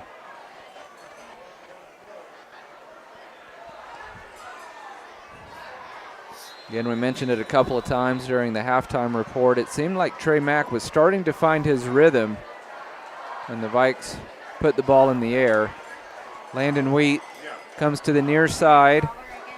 Trey Mack looks over the defense, takes the snap. Going to come to Wheat, gets a good block. Now Wheat's going to throw it over the middle, and it's tipped up and nearly intercepted. Vikes go with a real razzle-dazzle. Landon Wheat trying to hit J.J. Kendrick, and I tell you, that secondary of Iola was ready for it, Tony. Oh, man, there was 2 guys there. I mean, we can't fool them on anything. It's just unbelievable. They're solid.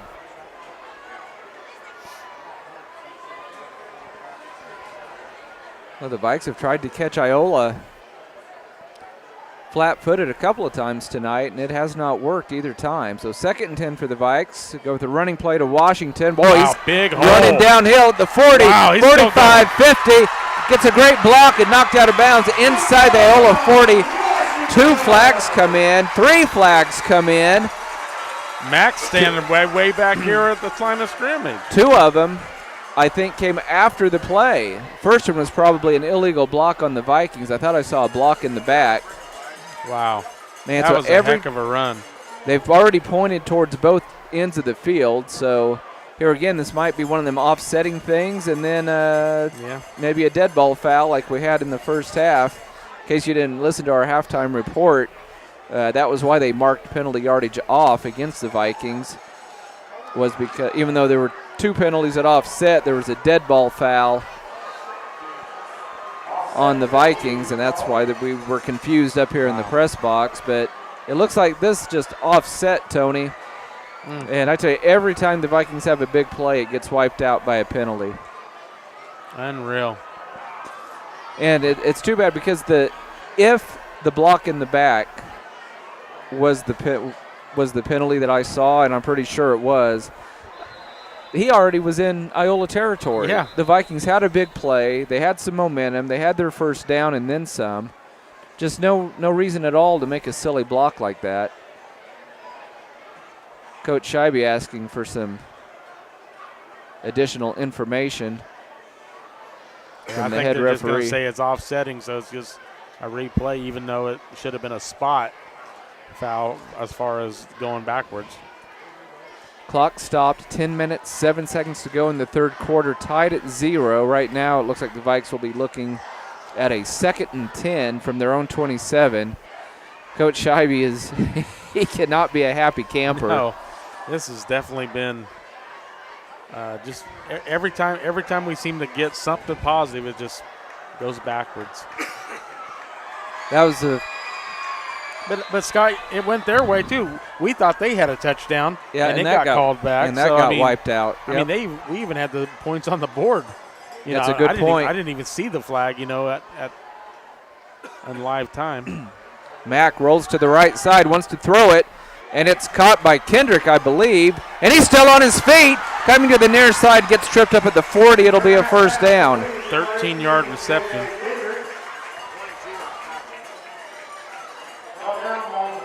Yeah, he fought hard just to get that first down there. Back it up. I don't understand that spot at all, but it's still a first down for the Vikes. Ball spotted just shy of the 39-yard line. Neither offense has been able to get any kind of a consistent drive going, mainly due to penalties and turnovers. Mack takes the snap, rolls to his right. Now he comes back to Cade Brown. Cade looking for the edge. He's at the 40, the 45, and knocked out of bounds shy of the first down, but not by much. 8-yard gain. Well, Tony, you were asking for it.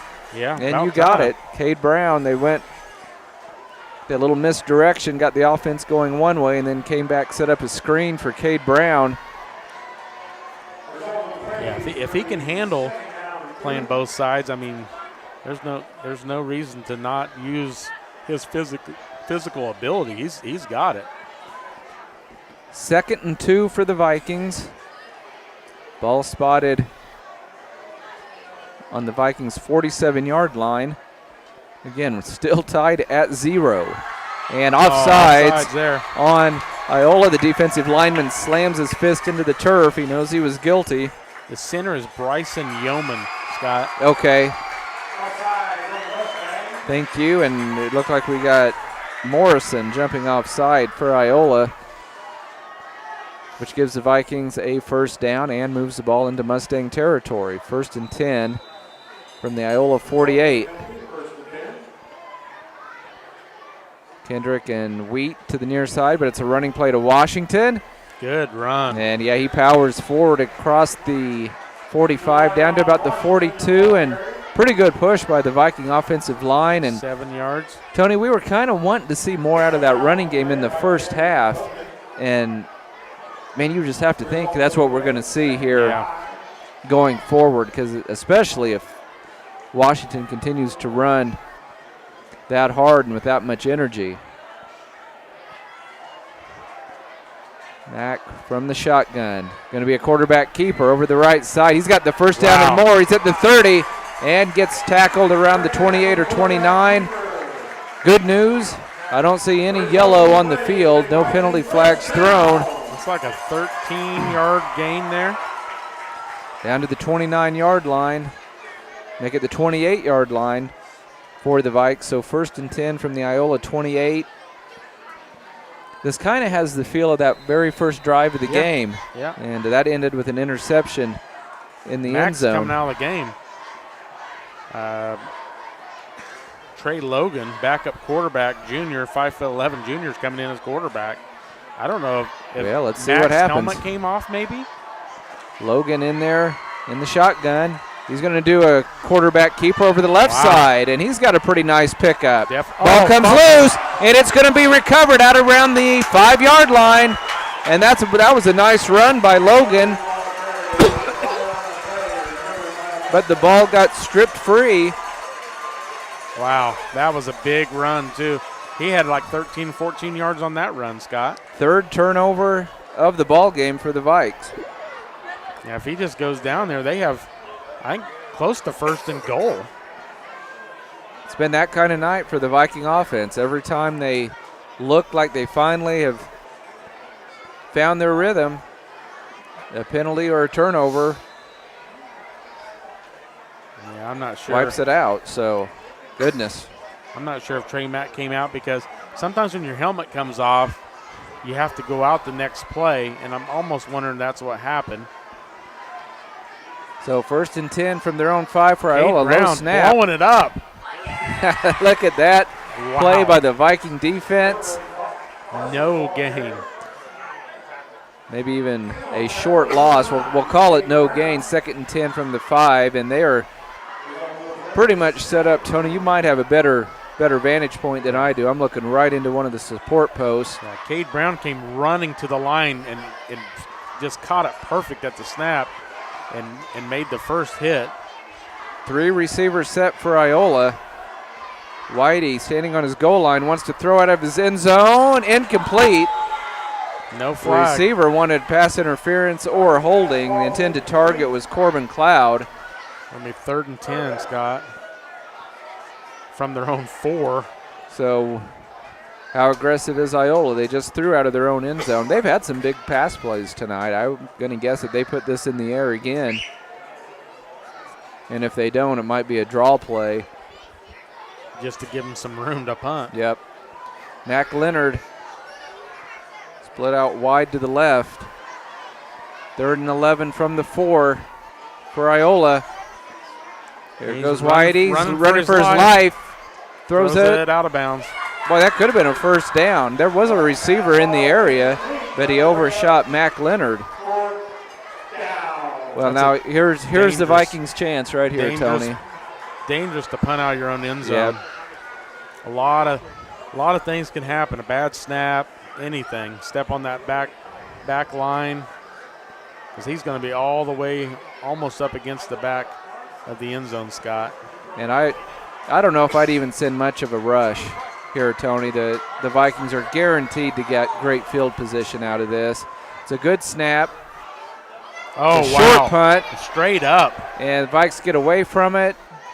Decent bounce for Iola, but the Vikings are still going to have outstanding field position once again right around the Iola 36-yard line. Up, they're going to back it up, move it out to the 38-yard line. So great field position for the Vikes. 1st and 10 from the Iola 38. And Tony, the Vikings, we've been here before. Vikings with great field position, but they have not been able to find the end zone.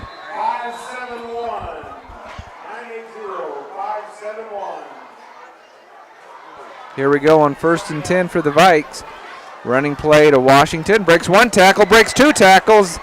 Gets down to the 30-yard line, close to a first down. Yeah, that was a good run there. But we Scott, that last drive we were running it right down there. just had all the momentum until that fumble. And Washington's going to have to come out for at least one play. He limps off the field. That's never a good He'll sign. be replaced by Chandler Henson, who had a nice run in the first half. He's had one carry for 10 yards. Looks like the Vikes have Kendrick in the slot. Wheat split wide right, and they give it to Henson right up the middle. Another 10 yards. And he's got the first down. Well, if he keeps having production like that, Tony, we may see the sophomore more and more as this season progresses. 1st and 10 for the Vikes from the Iola 24. 5:50 to go in our third quarter. We are tied at 0.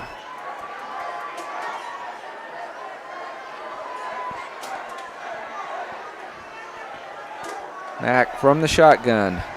Gives it to Henson over the right side this time. He carries a couple of tacklers. He might have got 6 yards off that, Scott. Inside the 20. 5:25 to go in the third quarter. Clock on the move. I've lost track of how many times the Vikings have been inside the 20-yard line. They've been in the red zone a lot tonight and have absolutely nothing to show for it. At least 4 times. Been at least 2 turnovers in the red zone, 1 fumble and 1 interception. Trey Mack looks over that defense. 2nd and 5. Takes the snap. Dangerous pass play, and it falls incomplete. They were trying to get it to Washington, Jamarcus Washington. Out there.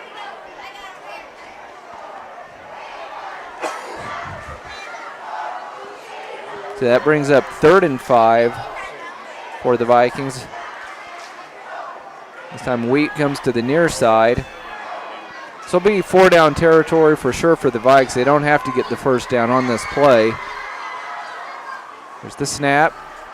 There's that counter to Phillips. He's at the 15, cuts it back, 10, and brought down at around the 7-yard line. It'll be 1st and goal for the Vikings. 13 yards on that carry for Tate Phillips. Number 15, Trey Wilson, in on the tackle. Wow. DeMonta Kendrick comes in, running back now, Scott. You got Henson and DeMonta Kendrick, both running backs in the game. See if the Vikings go with some sort of power formation and just try to run it down Iola's throat. Yep, and finally punch it in. It's going to be, looks like an I formation. Sure enough, Henson is the tailback, and they give it to him. And he gets stuffed this time. Got hit right at the line of scrimmage. Might have fell forward for a yard down to the 6. Yeah, he definitely got 1 yard. So 2nd and goal for the Vikes. 4:10 to go in the third quarter. Vikings trying to break this 0-0 deadlock. Washington coming back in. Phillips and Washington now. Along with Trey Logan. Huh. He fumbled on that quarterback keeper. Vikes hustle up to the line. This is interesting. Oh, now one of the Vikes has fallen down. He's falling down like he's hurt. I'm not sure. He's not hurt. I'm not sure what happened. I think he's trying to get it to where Trey Mack can come back in the game. Honestly, Scott, I think it's on purpose. It's either on purpose or it was a cramp. The Iola coach is going to say, hey, you going to charge them with a timeout? Yeah, the Iola coach was not happy because he just fell down. That was a flop. That's what it looked. That's what it looked like to me. I think he's fine.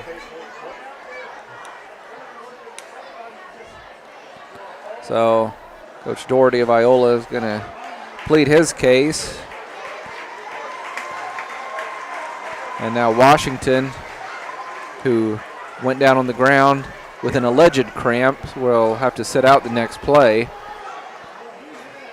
Clock stopped, 3:43 to go in the third quarter, and we are still tied at 0. Yeah, Tony, I don't know that I've ever seen a Viking game tied at 0 this deep into the contest. Yeah, this is at this point, Scott. If we don't get in the end zone here, I say if it gets to 4th down, we got to kick a field goal just to get something on the board. Yeah, very nice luxury the Vikings have, having that outstanding senior place kicker in Jace Quirin. Iola defense back out on the field. I'm not sure what's going on with Mac. Yeah, I'm not either. Because Logan's back in the game. Trey Logan, who had a nice run earlier but coughed the ball up, takes the snap. He's going to run it again. He's at the 5, cuts it back. I think he's going to find the end zone. And he is in for a Viking touchdown. Very athletic play by backup quarterback Trey Logan. A 7-yard touchdown run, and the Vikings have finally found the end zone, and they break that 0-0 deadlock. Parsons goes up 6-0 over the Mustangs.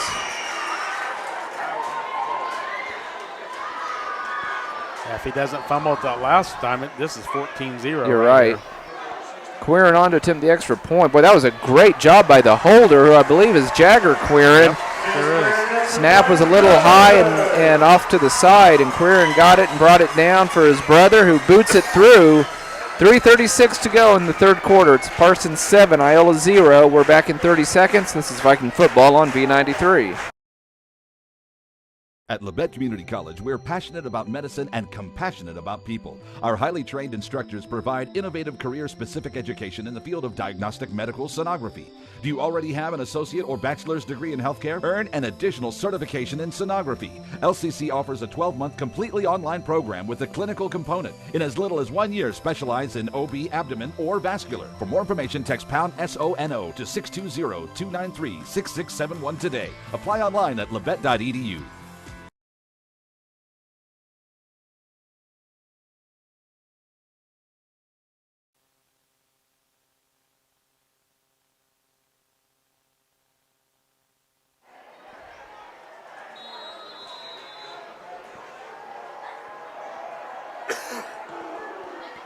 Jace Quirin with another nice kickoff. It'll be fielded by Iola at their own 6-yard line, brought out to the 15, the 20. And then a nice tackle around the 25-yard line. It was Jamarcus Washington, the first guy to get there for the Viking kickoff team. 3:28 to go in the third quarter. It's Parsons 7, Iola 0. And now, Tony, you just need that Viking defense to keep doing what they've been doing the entire game. The defense can just keep holding up.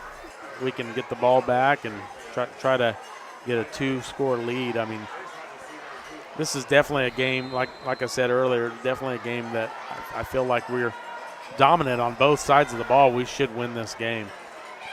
Ben Kerr be the slot receiver for Iola. Whitey with a low snap, keeps it himself. Quarterback keeper right up the gut for a nice gain out to about the 33 or 34. Viking defensive coordinator not very happy with that play. Brings up second and about 3 for the Mustangs. You know, most Iola teams in the past, Tony, pretty much done all their damage on the ground, but they've picked up plenty of yards through the air tonight. Mac Leonard will be split to the near side. Whitey, it's another receiver in motion, takes the snap. Going to come to that receiver and overshot him. They ran that play in the first half, putting Cloud in motion and then trying to hit him in the near flat.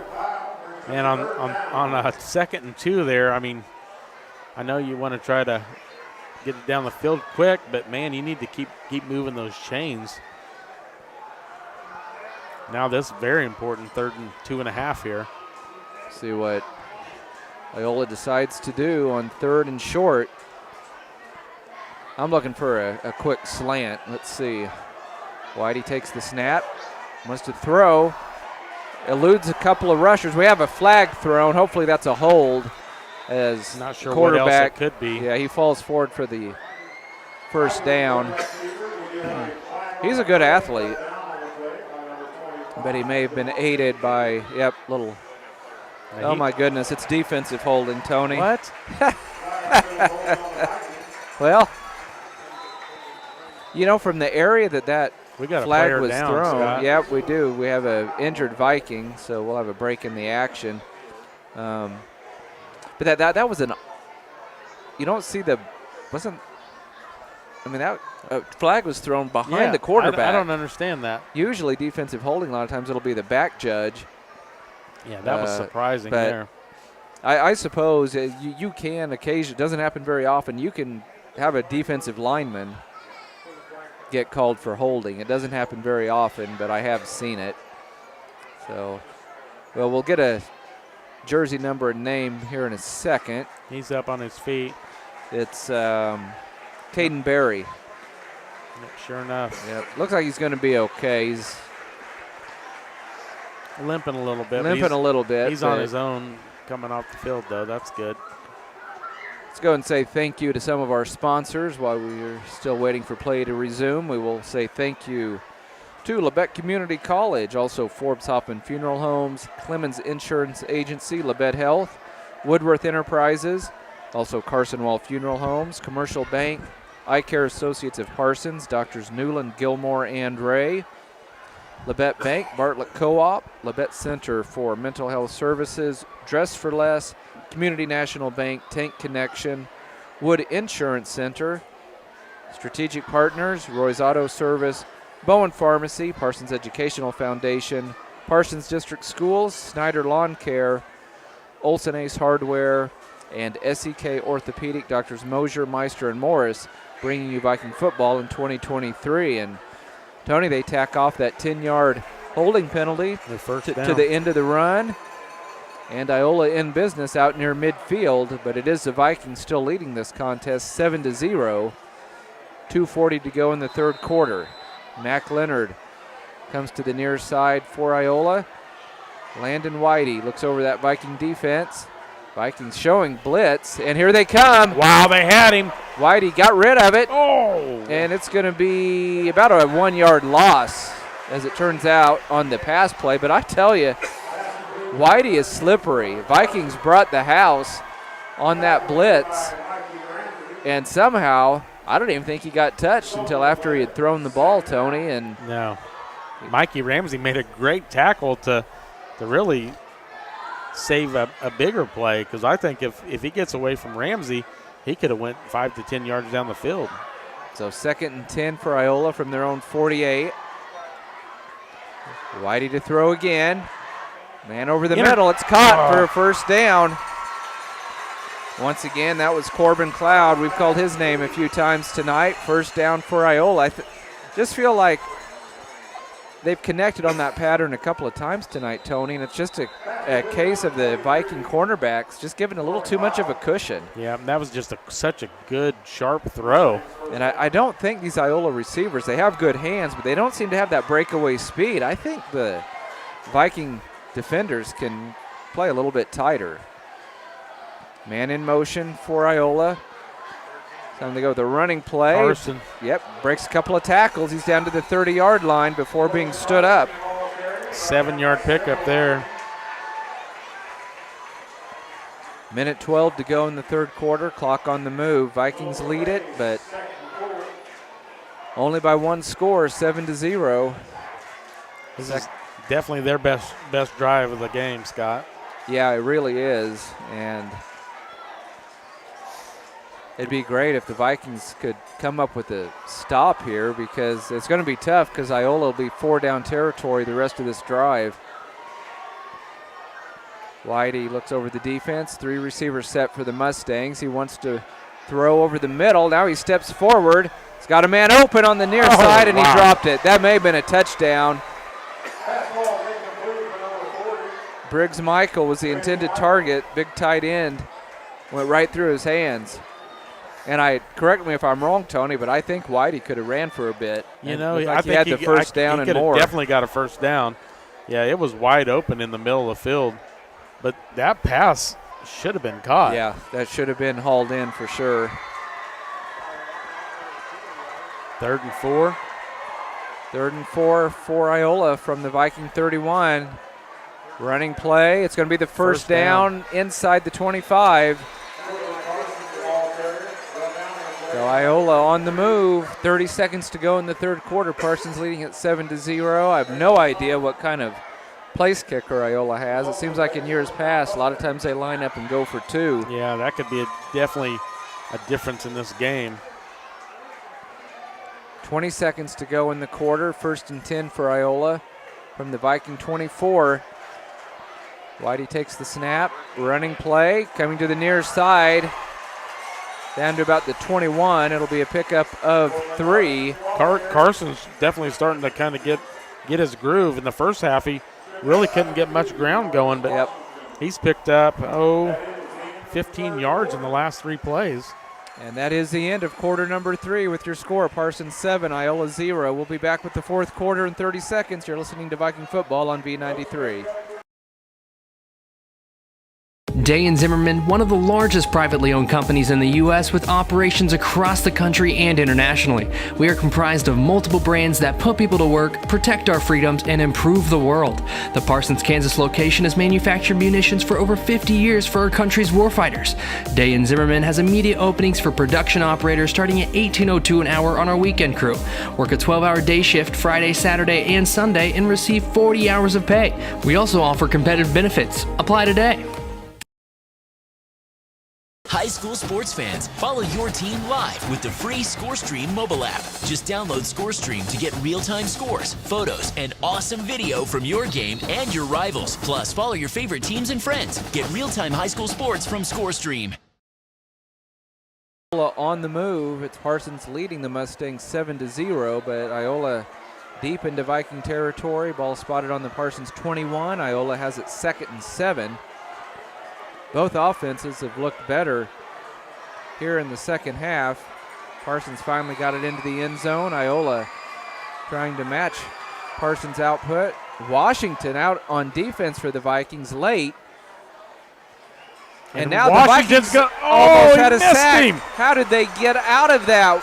Whitey cuts it back at the 20, still on his feet.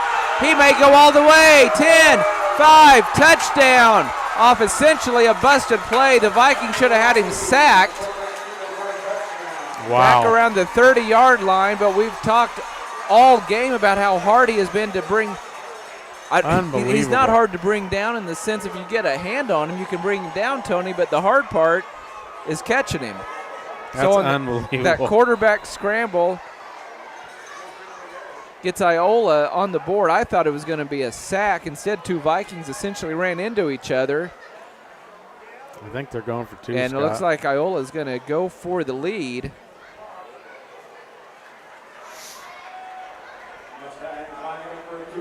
Yep, they're going to line up for a 2-point conversion for the lead. Here we go. Bad snap, ball fumbled, it's loose. Viking, that's a live ball. I believe, can you, even in high school, can't you run that back? I don't think so. I'll have to check the rule book on that one. I think it's just a dead play. I think. I could be wrong. You may be right. I can't remember at the high school level if that's still. For decades it wasn't. But the Vikings catch a break because that was a bad snap, and they hang on to their 1-point lead at 7-6, but still a ton of time left, 11:45 to go in our ball game. Yeah, the Vikings definitely need to tack on a touchdown here to make it a two. Well, I guess it'd still be a 1-score game if Quirin kicks the extra point. And like Coach Scheibe said last week, there's no sense in going for 2 to try to go up 9. You know, you got to get that point, and then you got to make them try to score and get a 2-point conversion to tie. So. Yeah, I'm always more comfortable with Quirin. Oh yeah, 100%. You know, he's just been so solid. So here comes the Iola kickoff team. Boy, what a way for Iola to finally find the end zone. Essentially a busted play, and Whitey just did what he had to do to avoid the rush. Juked a couple of defenders and found the end zone. Well, let's see what they do when they kick off. Last time they tried to do a little onside kick. Ross. Same thing. Short kick. Fair catch called. I thought we called for a fair catch, which you obviously can do on a kickoff, but then there was contact. There was contact. If you call for a fair catch, you're off limits. Yeah. It wasn't anything egregious, but well, the Vikings are going to have outstanding field position, which is what they've enjoyed virtually the entire game.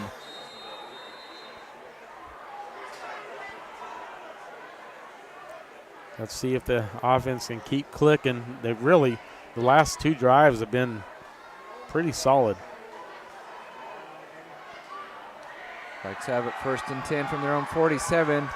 Washington looking for room, looking to find the edge. 50, 45, and cut down there. Wow. That's close to a first down. They're going to mark him. They're going to mark him for a first down, Scott. Yeah, that's an outstanding run. 11-yard run. The result of the play is a Viking first down. So the Vikings have it 1st and 10 from the Iola 43-yard line, leading by 1 point, 7-6. Landon Wheat comes to the near side. Running play up the middle and into the secondary. It's Washington cut down inside the 30. 14 yards on that one. I think maybe, Tony, that Iola defense is finally starting to wear down just a bit. 1st and 10 for the Vikes from the Iola 29. Washington out, Henson in at running back. Hasn't been in much, but he's been very productive when he has been in there.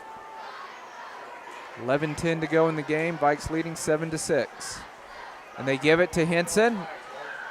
Breaks one tackle, breaks 2 tackles, and he's going to take a couple of guys with him down to the 20-yard line.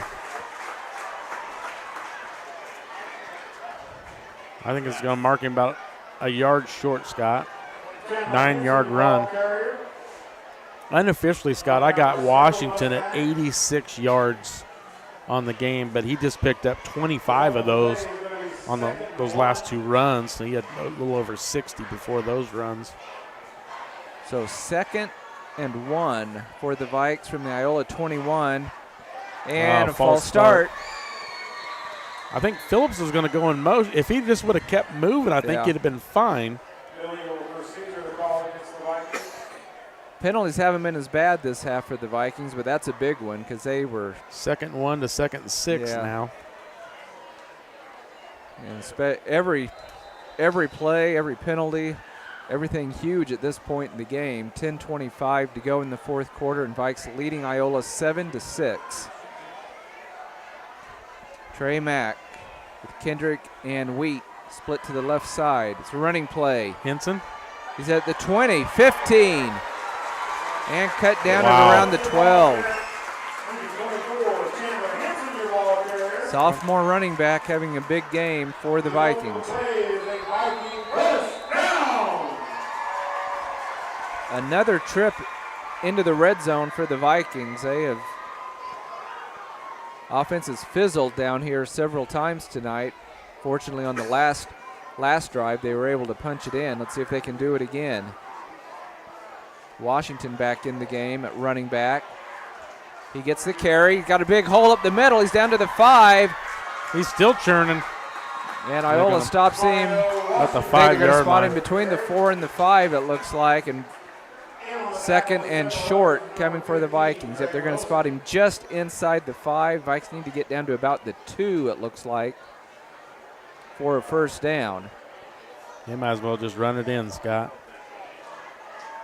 Yeah, I agree completely. Nothing fancy. Now 2 running back set, Washington and Phillips. Oh, bad snap. Picked up by Mack. He's going to try to run it in, and he's going to get buried on that busted play. Iola says they might have the ball. No. Vikings still have possession. Third and 3 maybe now. I think they might have lost a yard there. Yep, they're outside the 5 now, Scott. I'm assuming this is 4-down territory with just a 1-point lead. I don't think Coach Scheibe would bring Quirin in for a field goal. Vikings lined up on the Iola 6-yard line. 3rd and 3 for the Vikes. Lead by 1. Running play to Washington, cuts it back up the middle. He's at the 5 and into the end zone for a much-needed Viking touchdown. 6-yard run by the senior running back, and the Vikings lead it 13-6.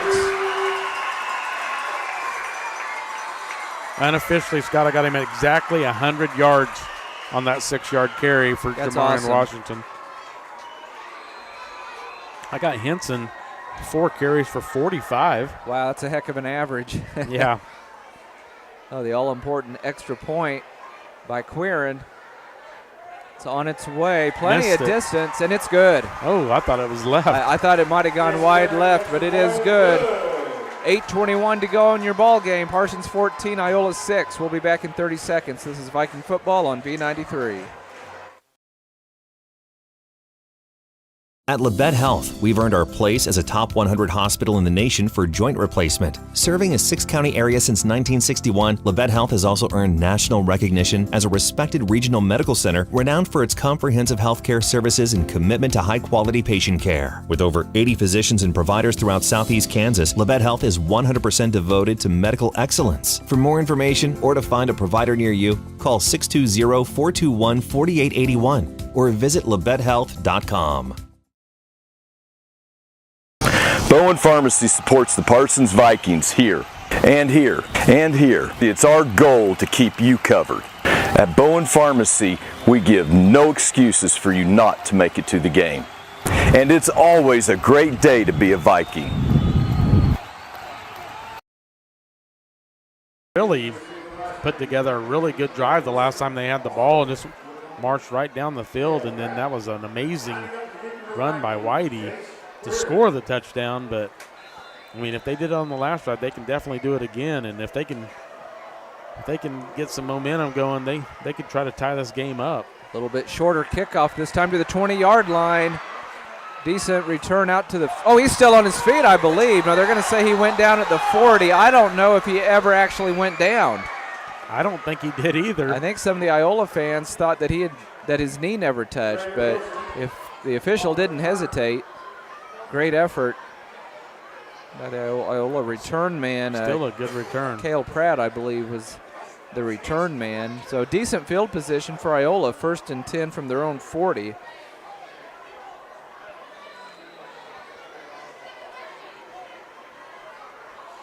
Vikings forced Iola into a couple of turnovers in the first half. It'd be nice if they could get another one right here. The athletic Landon Whitey looks over the defense. Wants to set up a screen. Got him to Carson. Pretty nice play, but an even better tackle in the open field. Mikey Ramsey. My goodness, that saved a big play. Mikey Ramsey, just a sophomore. That's the second time Mikey Ramsey's made a big play on a similar play. But the last time it was a pass play that ended up he stopped him for a yard gain. This time a 2-yard gain. So 2nd and 8 for the Mustangs from their own 42. Once again, they'll send Mac Leonard out wide to the near side.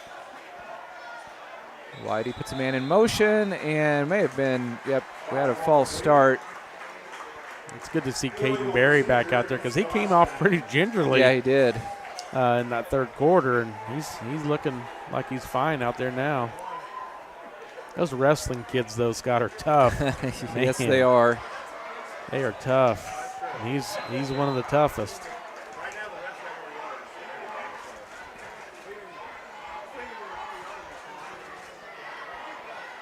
Ball backed up to the Iola 37. 2nd and 13 for the Mustangs. Vikings lead this game 14-6, 7.5 minutes to go. Running Carson. play. Oh, big hit. My goodness. Wow, is that Cade Brown? Cade Brown, he was actually the second guy to get there. I could not see the first Viking to get a hand on Carson. He drove him back 5 yards like it was, those tackling things. Yes. that you drive. Yeah, that's what it looked like. Those sleds. Yeah, that was a pretty good hit. Big third down coming for Iola. Cloud split to the near side. They go over the middle. It's caught for a first down. Leonard, I believe, into Viking territory. Mac Leonard. It seems like Iola player down. And Iola player is hurt. I think it was the receiver, Leonard. Certainly hope he's in a lot of pain. Holding his knee. Yep. It's just a cramp, I think. They're out there stretching him out. Yeah, I hope that's all it is. Tony, it seems like a lot of their success has been over the middle on their passing game. And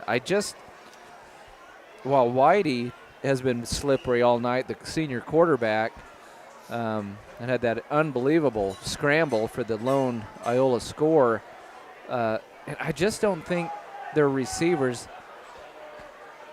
can get away from us in the open field. So I'm not really sure why the secondary is playing soft.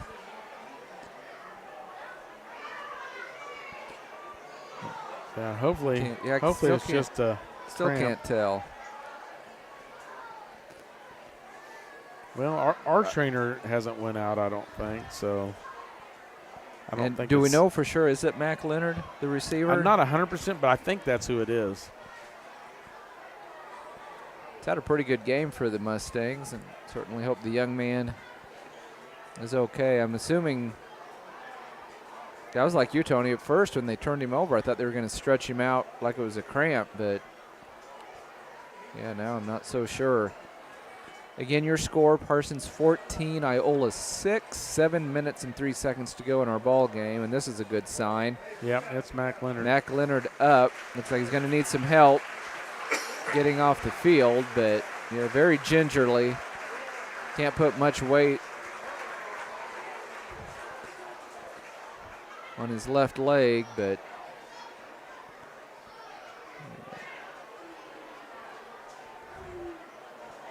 yeah, that's a tough break for Mac Leonard and the Mustangs.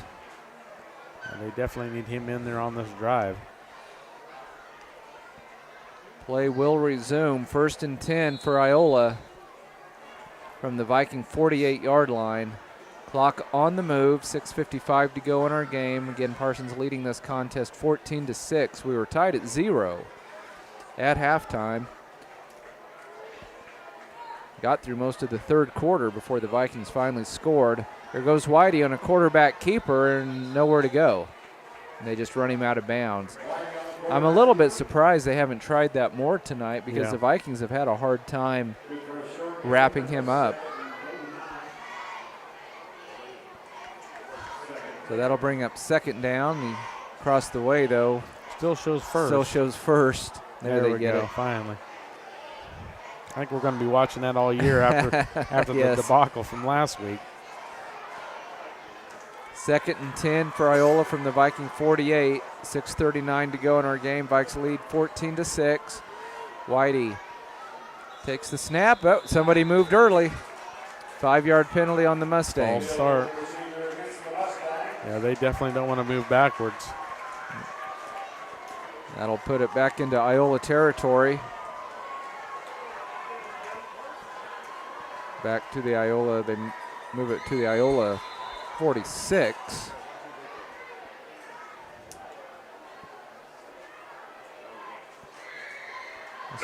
Unless I'm missing something, that almost felt like a 6-yard penalty. From the 48 to the It's close 46. to that. So 2nd and 15 is what we'll call it for the Mustangs. Parsons leading at 14-6. Little trickery here on the direct snap. I think it's Ben Kerr. And the Vikings were ready for it. I tell you, the trick plays have not worked tonight for either team. There was a direct snap to one of the running backs, and then they did a quick pitch on a reverse. It was Gage Skahan. So that didn't go anywhere. And 3rd and long, but Iola has shown the ability to convert on 3rd and long. Skahan, who I don't know if he's in there replacing Leonard, the injured Leonard or not, but he is split to the near side. 3rd and long for Iola. Whitey to throw. Has time. Now he's under some pressure. Throws deep. And almost incomplete. Caught. Great effort by the receiver. And let's see, looks like Iola going to keep the offense on the field. Less than 6 minutes to go. Probably so. A lot of subs coming in, but I think they do have all 3 timeouts, and their defense has played well tonight. I think that wide receiver probably would have caught that ball but he was keeping his feet in bounds and trying to reach for it. Yep. So I think if it wouldn't have been so wide, I think that might have been a first down. So the Vikes need to watch for a fake punt here. Washington is the deep man. Oh, another flag. This one might. False start. No, false start again. I thought that was going to be on the Vikings. So this penalty fest continues at Marvell Park. It's like Jamarcus Washington, the only one back deep. Now Kendrick is switching him. Yep, J.J. Kendrick will set up around his 20-yard line. I believe Trey Wilson is the punter for the Mustangs. He's standing on his own 32-yard line. 4th and 19 for Iola. 5:51 to go in the game. Parsons leading up 14-6. Low snap, nearly blocked. Good punt. Yeah, but got away a great punt. And the Vikes will get away from it, and it will be down at about the 21-yard line, and we're going to get a flag here at the end. Yeah, a little bit of both teams are extracurricular activity, as they say. Corbin Cloud was the Mustang involved with that. 5:43 to go in the game. Vikes trying to hang on. They lead 14-6. Just any kind of score, Tony, would almost clinch it because other than that one busted play and just really an incredible display of athleticism on that scramble by Whitey is the only touchdown Iola has tonight. They've put together some decent drives, but again, those two first half interceptions, they are marking off a penalty on the Vikings. Tony, I don't understand that. Both teams were pushing and shoving. Or both, yeah. They marked, I don't know if that was supposed to be a 10-yard penalty or if they were going half the distance to the goal because it could have just been a hold. I didn't actually see a signal on that one, so I don't know what the penalty was. So the Vikes now deep in their own territory. They keep it on the ground. It's Henson, I think. Yep, Henson gets stood up for no gain. So clock on the move, 5:29 to go in the game. Vikes have the ball 2nd and 10 from their own 11. They lead this 14-6. Got to be careful here, though. Yeah, biggest thing, Tony, do not have a turnover. We had 3 in the game. What is that right? I've lost track. It's at least 2. They do put it in the air, and it's dropped. Don't think they would have had the first down, but it went right through the hands of J.J. Kendrick. So now 3rd and 10 from their own 11. Mack interception, Washington fumble, and then Logan fumble. Yep. So 3 turnovers on the Vikes, 2 tonight for the Mustangs. On the Mustangs. Yeah, but the bad part about that incomplete there, it stops the clock. We need to get first downs and keep the clock moving. So here we go on 3rd and 10 for the Vikes. Matt keeps it himself and not even going to come close. Iola read that one very well, and Vikings will have to punt essentially from their own end zone.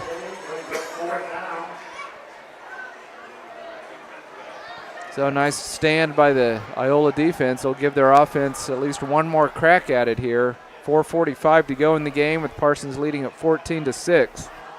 Both teams have all 3 timeouts.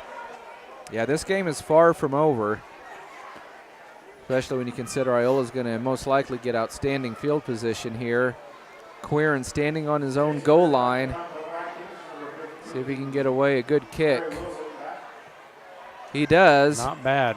Going to be bouncing and then rolling backwards. The Vikes need to go and jump on that. It's going to be down inside the 40-yard line of Parsons. So outstanding field position for Iola. 4:17 on the clock. Parsons leading it 14-6. Yep, far from over here because I think that's, if I'm not mistaken, I think that's their best starting field position. Yeah, it feels like it's the kind of field position the Vikings have enjoyed most of the night. See what Iola wants to do. Again, I mean, the clock is not an issue. You mentioned both teams have all 3 timeouts, 4:17 to go, and just a one-possession ball game. Whitey from the pistol. He wants to throw, looking to the flat. Wow. Missed And tackle. Finally brings him down. Caught from behind. It's intercepted on the far side. Could be a pick six. 30, 20, and then horse collared at the 20-yard line. That'll be half the distance to the goal. Henson.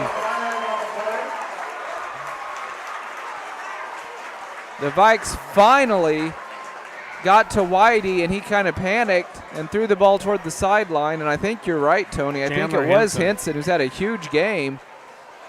Got it all the way down to the 20-yard line, and it is a personal foul, horse collar. Half the distance. And boy, if the Vikings can punch it in here, Tony, that should wrap it up. Huge play by the sophomore. They're going to go from the 20 down to the 10, is that right? Should go half the distance to around the 10-yard line, where it will be 10.5-yard line. Probably not technically first and goal, but it might as well be. I can't tell if the nose of the ball is on the 10 or not. Well, the sticks are still out there, so. Yep, first and 10 from the 10.5-yard line for the Vikes. Mack to Washington, running over the right side. Great push by the offensive line. He's tripped up inside the 5, down to the 3. Bring up 2nd and 2 from about the 3-yard line. This could be the backbreaker, and I mean, yeah, obviously, Tony, we want to see him get it in the end zone, but even a field goal at this point would probably clinch it for the Vikes. Vikes hurry up to the line. I'll be shocked if they don't just try to punch it in on the ground. Washington again, caught in the backfield, trying to get away from his man, and he does. Going to the opposite side, he's at the 5, and lunges into the end zone for what very well may be a game-clinching touchdown. Great effort by Washington, because he could have been stopped for a loss. I thought he was stopped. But he gets it into the end zone, a 3-yard touchdown run, and the Vikes lead at 20-6.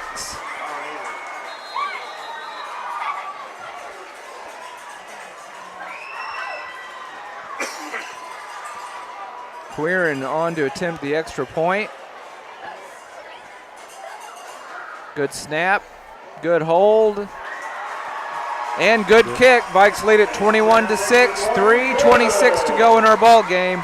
We'll be back with more in 30 seconds. You're listening to Viking Football on V93.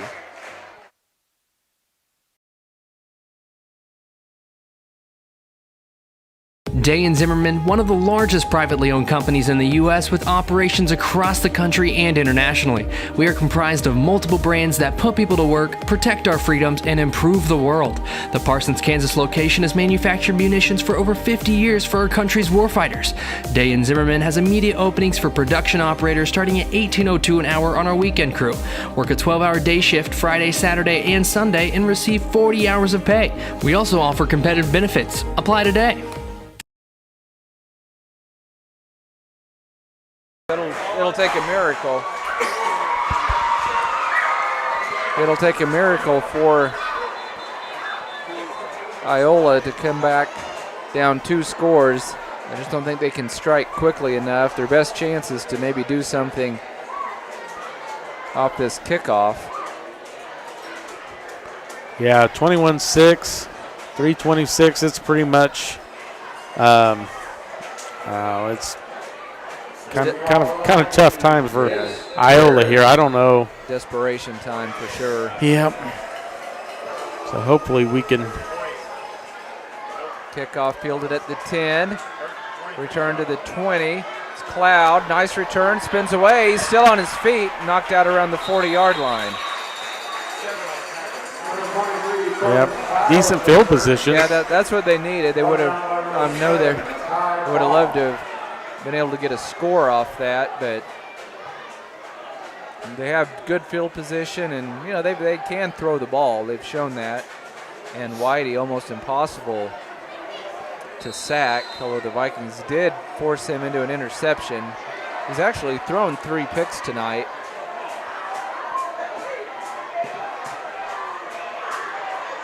Three receivers set for the Mustangs. Vikes enjoying a 15-point lead, 3:17 to go in the ball game. Quarterback keeper, boy, he spins away from a couple of guys, still on his feet, and then falls forward to the 42. He's done that the whole game. Yeah, it's unbelievable. I've seen some slippery quarterbacks over the years, but he's one of the best at avoiding those first couple of guys, because Viking defense has played well tonight, but that's been the one thing that's given them trouble, is just trying to wrap up Whitey. 2nd and 8 for the Mustangs. They go with a running play to the far side. Not much there. Yep. And I don't think any gain. that'll bring up 3rd and long. So now they're a little bit surprised they didn't put the ball in the air, Tony. I mean, that's really their only hope at this point. Vikes have too many guys on the field, but Kendrick comes off really quick. get that DeMonte corrected. Kendrick. 3rd and 8, Whitey to throw, rolls right, finds a man. Nice open. pass. It's caught for a 1st down. I think that was Kerr. You know, and the Vikes were trying to strip that ball, Tony. They don't need to worry about that. No. They just need to make the tackle. Yeah, down to 2 minutes. I mean, Iola 1st and 10 from the Viking 40. We go under the 2-minute mark. Whitey standing on his 45, wants to throw, backs up to midfield, wants to go deep. Now he's just going to run it. And he gets a first down. Unbelievable effort by Whitey. Yeah, they're still fighting. Yeah, that glimmer of hope that Iola has is still there. I mean, if they do punch it in, like you said, Tony, they have all 3 timeouts. And get an onside. I mean, they've tried to onside kick every time they've kicked the ball. The Viking defense needs to stiffen up a little bit here. They can force Iola into their 4th turnover of the game. Yep, probably a good timeout by the defense. So the Vikings will regroup on the defensive side of the ball. Vikings leading this one 21-6. Minute 44 to go in the game. We'll keep it right here at Marville Park. Again, next week the Vikings will be on the road, taking on the Lions, Baxter Springs. Seems like they pretty much had their way with Baxter last year, if I remember right, Tony. Yeah, I don't think I was there last year, and I'm also going to miss this week, or this next week as well against Baxter. But I'm pretty sure we rolled pretty easily at Baxter. Yep, at Baxter and then at Riverton. But Coach Scheibe did say that they didn't lose a single starter on offense or defense from last year. So that almost never happens. Yeah. They had all underclassmen last year. So here we go, 1st and 10 for Iola from the Viking 30. Vikes leading by 15. Whitey with it, wants to go to over the middle. It's caught. Nice catch. At the 5 and into the end zone, I believe, for a touchdown. I got blocked by the Trey Wilson on the catch. So Iola not out of it yet. 30-yard touchdown from Whitey to, who'd you say, Wilson? Trey Wilson, yep. Reception. So that makes it 21-12 in favor of the Vikes. As expected, Iola will go ahead and line up to go for 2. Well, Scott, this 2-point conversion's big, because if they don't get it, we still have a 2-possession lead. Yep, this is essentially the game right here. Bunch formation. Running play. Going to be stopped short, well short by the Vikings. Carson on the run comes up well short. So the Viking defense, after giving up a big pass play, probably pretty much saves the game right there. Yeah, Cade Brown was on the tackle. So 9-point lead for the Vikes. Iola will come out with an onside kick, but even if they recover it, Tony, like you say, probably won't matter at this point. 137, it's pretty slim. Getting down to crunch time now. Not a pretty game by the Viking offense, although I felt like for the most part, Tony, they cleaned up a lot in the second half. Not nearly as many penalties. Yeah. Cut down on the turnovers. Definitely a lot better half. I mean, when you put up a goose egg in the first half, you know, you're you're reeling for just about anything, and then to get 3 touchdowns here in the second half is definitely a good thing. Iola kickoff team out onto the field. Vikes will have to be ready for anything here. Scott, we were just talking about Baxter. They are 2-0. They won 58-0 and 48-0 this year. Southeast and Uniontown are the 2 opponents, though. Well, yeah, I will say those aren't the toughest opponents on their schedule, I'm sure. But when you pitched a couple of shutouts like that back to back, that's especially when you bring back all of your starters on both sides of the ball. That's a pretty impressive start for the Lions. The Vikings burned their second timeout. We won at home, or we won at Parsons last year, 61-8. Yeah, I was thinking it wasn't close. Yep, and it was September 30th. So most likely we're going to have a much more competitive game down in Baxter next Friday night. Minute 37 to go in our contest, with the Vikings leading this one 21-12 over Iola.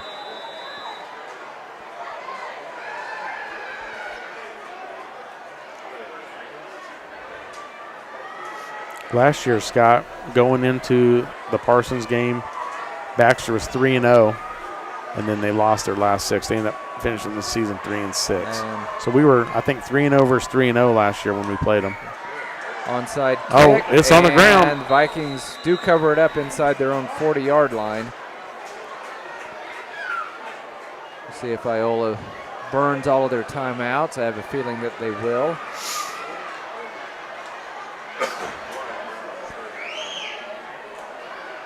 Yeah, the Vikings just need to pick up at least 1 first down. Yep. And it should ice the game, even if they use all 3 timeouts. 1 first down will end it.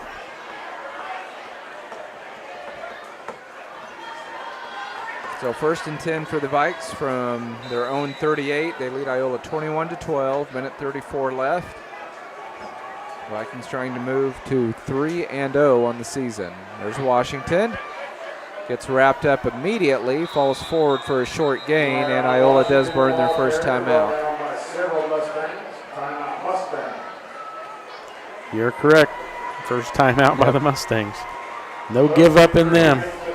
Yeah, and this will be the right strategy by the Vikes. Just keep the ball on the ground, even if you only gain a yard at a time. Make Iola burn their timeouts, because even if you give the ball back to them, it's still a 2-possession game. And by that time, it's only going to be a minute. Yep. Hard to score twice in a minute. I've seen it happen, but it's tough. Both teams still huddled up around their respective coaches. And we'll be on the air at about 6:50 next Friday night from Baxter Springs. Might be a matchup of undefeated teams once again. Same as last year when the Vikings played Baxter. Ball spotted just shy of the Viking 40-yard line. Iola defense back out on the field. Viking offense still in their huddle. You know, in talking to Coach Scheibe, you know, before the season even started, you know, last year we started out 5-0. Yep. This year he was more worried about the first 5 games. Yeah. And they've been tough contests. Yeah. Labette County was tough last week, and Iola's, I mean, to hold us to 0 in the first half is pretty impressive. Wow, quarterback keeper by Trey Mack. He slides down, and the clock is stopped once again by the Iola head coach. Calls for a timeout. Minute 22 to go. You know, that's, I mean, kind of smart there, because, I mean, if they make a big hit and dislodge the ball and make a fumble and run it back, you know, it's basically making them use all 3 timeouts. And then basically we're obviously at this point looks like we're going to give them the ball back again. But because I think Matt could have picked up 5 or 6 yards there on that play. He could have gone a little bit farther than what he did.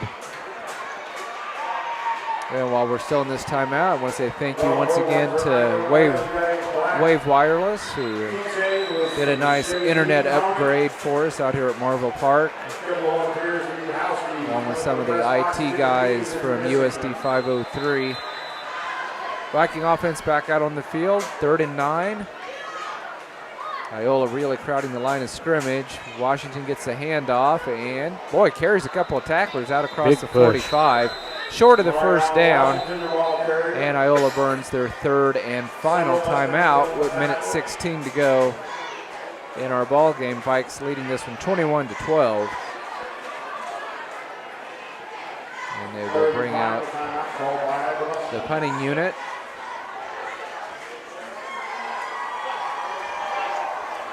I would kick this one away from the return man, Tony. Yeah, and just kick it near to the near side out of bounds. Just get it out. No sense in it. I mean, he should be able to kick it down inside the 30 or 20. Give him, at least 70 or 80 yards to go here.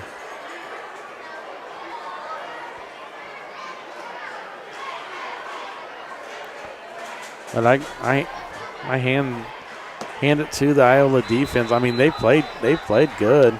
They just a few mistakes. They had to defend a lot of short fields tonight. Yeah, the defense came up with 3 turnovers. Yeah, I mean, they did what they had to do to win the game. Exactly. Sure. Just a few mistakes by their offense, or this game would be even closer. Well, the Vikings, even on 4th down, keep the offense on the field, looking to ice it right here, or they could just be trying to get Iola to jump offside. That would be my guess. Well, Coach Shive will take a timeout. And there is still a lot of time on the play clock, but Coach went ahead and took his final timeout. Little chess match going here. Well, I know Landon Wheat we didn't get to call his name much tonight, Tony. He was hampered by that ankle injury. They went deep to him on the very first play of the game, but then you could just tell he wasn't part of the game plan because of that injury, and hopefully he'll be close to full strength by next Friday night. Yeah, I know he's a competitor. He wants to be out there. He wants to be making plays. Right. Just unable to tonight.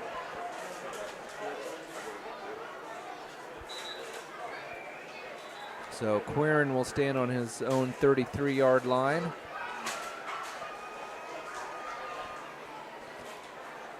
like Brock Michael back on his own 25 to return for Iola. Vikes leading by 9 points late in the 4th quarter. Well, pretty good punt. And the Vikes get a good bounce, and that'll take some more time off the clock. Vikings down it at the Iola 20-yard line. Just 1 minute, 5 seconds to go. And the Vikes will have their 3rd win of the season.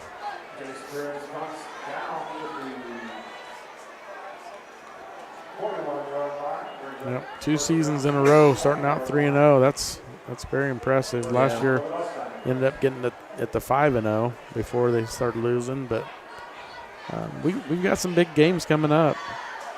In fact, I guess district play already starts next week. Yep. And I really don't know what Riverton has in the week after that. We'll be at Riverton the week after we're at Baxter, so I don't know a whole lot about Riverton. Whitey to throw, one to go deep. Nobody was open. Now he fires it. Carson on the catch. Across the way, and it is a completed catch, and that'll be 1st and 10 for Iola. They will go in hurry-up mode as they are out of timeouts.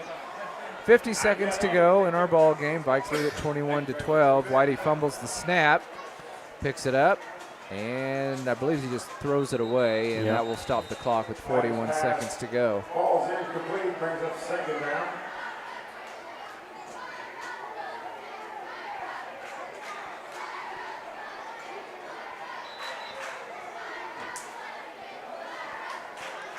Well, we know what Coach Scheibe will want to clean up this next week. penalties and turnovers. Well, I mean, we've said that I think almost every week. The penalties have definitely been just been tough. Not as many 15-yarders tonight, but there's still been a couple. Put a little bit of time back on the clock. 46 seconds remaining in our ball game. Second and 10 for Iola. Whitey to pass. Over the middle, it's caught for another first down. And a nice job getting out of bounds is Corbin Cloud. Now, you don't mind playing soft in this stage of the game and giving up the middle of the field, but the Viking defense let him reverse direction and find the sideline. Yep.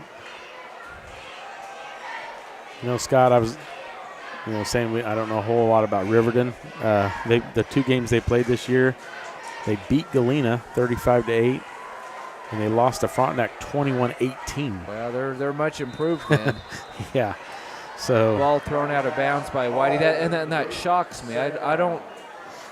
Seemed like they pretty much got blown out virtually every game last year. Yeah, the games that I paid any attention to. I feel like Coach Scheibe said that they didn't lose a lot either, so that's why he's pretty nervous about these early games in the year. Yeah, Parsons ran over, Riverton last season.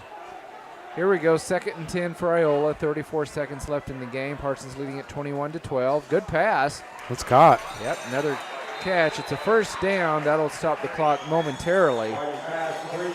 And then as soon as they get that reset, they will fire up the clock. 29 seconds to go, but Iola on the move, and then they kill it. Throw the ball into the turf. That stops the clock with 25.7 seconds. And Tony, I'm thinking here you probably just start heaving it to the end zone. Yeah, you've got to try to score. I mean, with only 25 seconds, that's not a whole lot of time. Give Iola credit. They have fought hard from start to finish.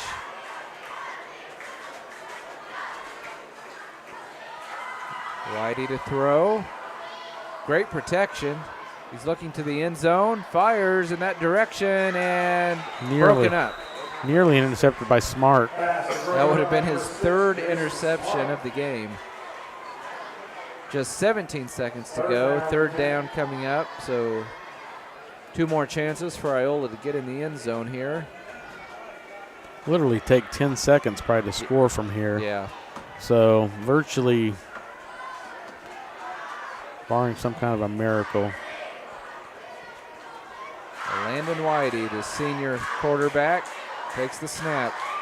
3 receivers to the right. He throws short of the end zone, and it's incomplete. Now it's 4th and 10 with 12 seconds to go in our game. So this one's all but over. Vikings are going to move to 3-0. Iola will fall to 1-2. And we were tied at 0 at halftime. Vikings were their own worst enemy on offense in that first half. 3 receiver set for the Mustangs. Corbin Cloud split wide left. Whitey to throw to the end zone. Just throws it up for grabs. Caught it, but he's out of bounds. He's out of bounds, yep. It was a great effort by Whitey and Cloud. Just needed about another yard, and he would have had a touchdown. There was a little bit of pushing on both sides of that play. I thought maybe they were going to throw defensive pass interference, and I thought they might get Cloud for offensive pass interference, but no flags are thrown, and this game is over. Vikings will just have to do 1 kneel down, and this one will be in the books. It won't be pretty, but at the end of the day, it's a W. Yep, good start to the season for the Vikes. Like you said, Tony, it wasn't always pretty, but 3-0. Vikes will take that for sure. There's the kneel down, and the Parsons Vikings hang on and knock off the Iola Mustangs by a final score of 21-12. to 12. We'll take a 3-minute commercial break. Be back with the Bowen Pharmacy postgame show. You're listening to Viking football on B93.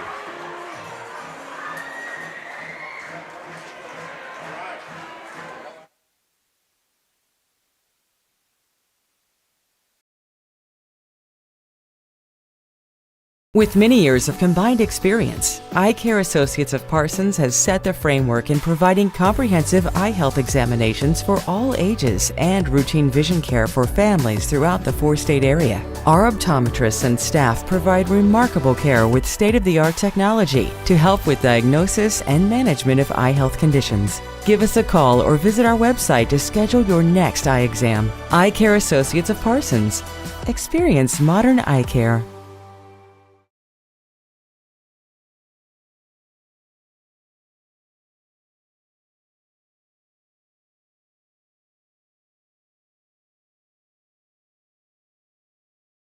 Bowen Pharmacy supports the Parsons Vikings here, and here, and here. It's our goal to keep you covered. At Bowen Pharmacy, we give no excuses for you not to make it to the game. And it's always a great day to be a Viking.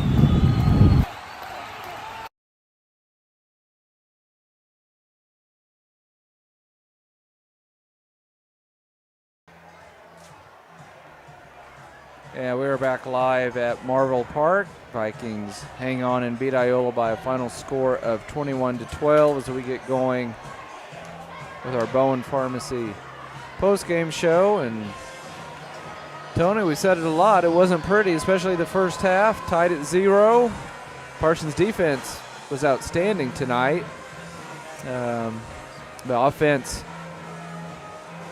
had some good drives in the second half, and most importantly, were able to finish the drives. They actually had moved the ball pretty decent at times in the first half, but penalties and turnovers just killed them in the first half. But at the end of the day, they're 3-0 for the second year in a row, and they'll head to Baxter next week to kick off district play. Yeah, and we said it in the pregame that, you know, they need to get the ground game going, and they did tonight. Washington, with over 100 yards rushing, ended up with 2 touchdowns rushing. So definitely a big game for Jamarian Washington, and you know, I'm sure the kinks of the white, you know, to the wide receivers will get worked out. It just didn't seem like our wide receivers were getting much separation. Right. And I mean, you know, Iola played good defense. I mean, maybe they're just really, really good in the secondary, and we just weren't able to get anything open. But J.J. Kendrick was pretty limited on his catches tonight. I don't think Wheat caught a pass. And Cade Brown had a really, really good one that ended up getting called back. Ended up being a negative play because of the, you know, unsportsmanlike. So it's just, you know, it's got to be a little frustrating for Trey Mack, you know, knowing that, you know, he doesn't feel like he's played his best football this year, you know, because last year he was pretty unstoppable those first 5 or 6 games, and he just hasn't had a standout night like he had last year. You know, but I think there's definitely some games where he's going to get his yards coming up. You know, it's senior year, a little bit more pressure on you. You know, it's your last year. You start thinking about things like that. You know, you put unnecessary pressure on yourself without even thinking about it. You know, sure. And you know, I'm sure the kinks will get worked out, because I feel like this is a Vikings team that could probably win a couple of playoff games. Yeah, they have the potential to do well in the postseason, and I know Coach Scheibe would love to see a deep run in the playoffs, and you know, and you never know. You just never know how that bracket is going to play out. Sometimes you'll have a big win in district play, and yet that can end up hurting you with your seeding. You might get a better seed, but you end up playing a team that you don't match up as well with. And there are so many of those factors that come into play. But, the Vikings will just come in and play hard every Friday night. Next 5 weeks will all be district games, and hopefully the Vikings can do some damage. But, yeah, Tony, I don't know what to expect. When you look at Baxter Springs and Riverton, much improved. And Frontenac the week after that, and then Galena. Yeah. It's not going to be easy. It's going to be I feel like a lot of those next 3 to 4 weeks could be similar games to what we got right here tonight. A 21-12, a battle. If Riverton and Frontenac are battling out 21-18, that's definitely something that we're going to see is some tough defense on probably both sides of the ball. So, you've got Frontenac. I know they lost Mangini, but from what Coach Scheibe said, I feel like they only lost maybe 2 or 3 starters from each side of the ball. Yeah. So there's still should be pretty tough. So it's like you said, it's going to be tough. You've got Baxter Springs that's very well could be, if they win tonight, could be 3-0 versus 3-0, and there's a lot of things about momentum, and oh yeah, and even having the game at home, you're sitting down in that bowl, down there in Baxter. Yep. It's tough. It is tough. You get down there and the wind's got to be different sitting down there at that level. You would think so. With the trees and everything. So, if they're used to things like that, but if the Vikes can keep running the ball like they did tonight, I feel like they can. And think about the. We said Washington had over 100. We had Henson, I want to say four carries for 45 yards. And then we had a couple other people that, carried the ball. Tate Phillips, I think, carried the ball a couple of times. So, the running game was pretty good. DeMonda Kendrick, I think, came in and ran one time for 8 or 9 yards. So, and that's what Coach Scheibe wanted. He wanted, he wanted to run the ball successfully tonight, and for the most part, they did that. And I think I saw Coach Scheibe trying to make his way up here. He got stopped a couple of times, as head coaches often do, trying to get off the field. Yeah, it's always a tough thing. Whenever you win, everyone's wanting to congratulate you and talk to you on the way up, and much much appreciated. Everybody's high-fiving him as he's walking this way. So, good for Coach Scheibe. He's definitely worked hard with these boys. Oh yeah. To try to build a program here that's successful and pretty nice to see.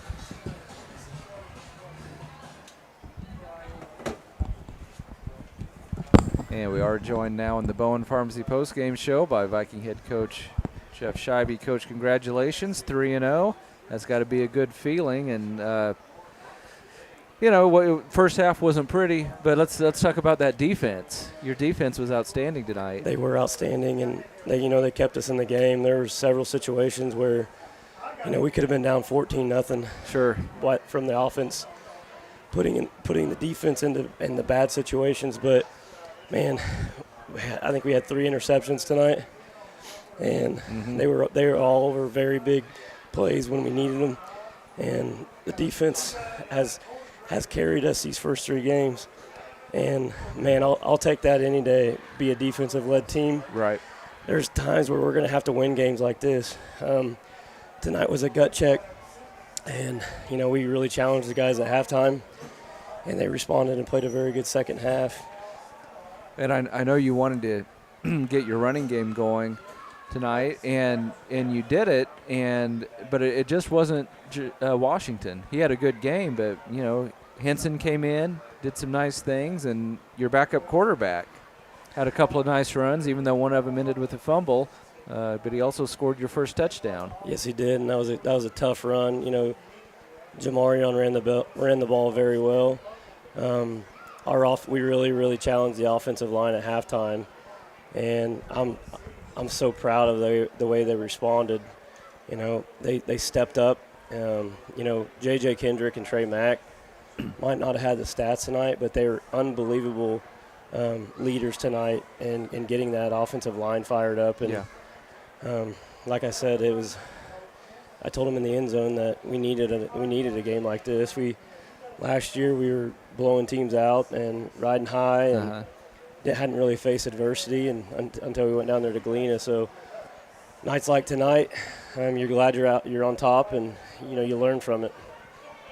Well, I know you guys had a lot more penalties than you would have liked there in that first half, but just maybe for some of our listeners who don't watch a lot of football, they know penalties are bad, I'm sure, but can you just kind of tell them what that does to an offense and to the coaching staff? Because you've got to change your play call all of a sudden too when you go from maybe a 2nd and 5 to a 1st and 20 or something. It makes me very, very angry. I tell you that. we have to be leading the state in penalties, and it's killing me. And it's just simple, stupid, silly mistakes that they're fixable, but it's just lack of focus, and just understanding situational football. Mm-hmm. You know, we get a good play, and then 5 yards down the field, somebody blocks in the back, or I have a lot of gray hair coming into this season, and I got a heck of a lot more now. I'd say we have 35 penalties for over 300 yards this year, and if anybody has any suggestions on how to fix it, I'd love for them to come forward and let me know. Steal the referee's flags. Yeah. But they're good calls. I go back and I watch them on film. I mean, there was a couple last week that were ticky-tack, but tonight they were the right calls. I mean, we penalize. We do. You know what is getting called. Yeah. So. Well, and I know there were a couple of times tonight. Tony and I talked about it where the penalty was the right call, but it was one of those situations where the block / penalty didn't even need to occur. Exactly. The play was already well underway, and I think one of them was a nice run by Washington. Two of them by Washington. Okay, and it got one going that way and one coming I mean, both times he was on the edge, and there was no reason. The hold was behind. He was 5 yards past the hold. Yeah. I mean, and we talked to our guys so much about situational football, football IQ. We want our kids to watch football on the weekends, to learn something, because our football IQ, to be honest with you, is not very good, and that's something we got to improve. And just understanding that if Jamarion is 5 yards in front of you running free, there's no need to block somebody in the back. Right. Yeah. Or hold, or do something like that. It's just, it angers us a lot. It's something we got to fix, or we're not going to go to where we want to go if we're going to keep doing these. If we're going to keep getting penalized like we are. Well, on the plus side, Coach, if you are the most penalized team in the state, you're probably the first team to lead in that category after 3 weeks and yet be undefeated. so your team is doing something right, and the coaching staff is doing something right. It's the defense. The defense. And the defense has been outstanding every week. And now district play next week already down at a much improved Baxter team. Oh, absolutely. We're going to face another good quarterback next week and 2 really good receivers, good running back. It's going to be a fun game to watch. Baxter Springs is a good football team. We saw them this summer, and those kids that hit the weight room. Coach McCoy has built a really good atmosphere down there. They had 40 kids that were at their scrimmage at Columbus. So it's going to be another slugfest next week down at Baxter. Yeah, I seen where they won 58-0, 48-0, so they're definitely putting up some points this year. Any scores of note for tonight? Well, we haven't received a single update tonight. So, Tony, you have anything for Coach before we shut her down? I thought the running game was really good. I really liked the change-up with Chandler Henson. I mean, unofficially, I had him 4 rushes for 45. I had Washington unofficially 110. Demonic Kendrick ran 1 for 8 or 9 yards. Trey Mack had a couple nice runs. Oh, man. Both of those quarterback runs were phenomenal. Even Trey Logan, I mean, if he just would have hung on to the ball, we had 1st and goal. Yep. The running game was was impressed. It just didn't seem like the receivers could get any edge. But I mean, hats off to their defensive backs. They played well. You know, I don't think we put the ball in the air much in the second half, and it was because we were gashing them 7, 8, 9 yards of carry. Yeah, it's hard to do anything different. Yeah, we were telling each other in the headset, keep running the football. Yep. Keep running the football. Do not put it in the air. You know, we got we called a play on first down over here when we were up 21-12, and it was we ran a play to set it up, and then the second down play was wide open, and we just barely missed it. You know, JJ and Travis had a little miscommunication there, but that would have sealed the game. Yep. JJ would have ran a long ways on that, but it's just little things like that we got to clean up and to become a better team on offense. We still got a lot of work to do. Well, Coach, at the end of the day, at the end of the night, 3-0. So congratulations to you and the kids. Thank you. And we'll do it again next Friday night down at Baxter. Appreciate it, guys. All Thanks. Right. Thanks, Coach. Right. Good win, Coach. Thank you. Tony, any final thoughts before we shut it down for the night? No, a win is always nice. It's nice to get the wins. It's a lot better than losing. Once again, your final score, Parsons defeats Iola tonight 21-12. That'll wrap it up for the Bowen Pharmacy postgame show. For Tony and Drew Fuentes and for Karen Hardesty, this is Scott Marlowe saying thanks for listening and good night from Marble.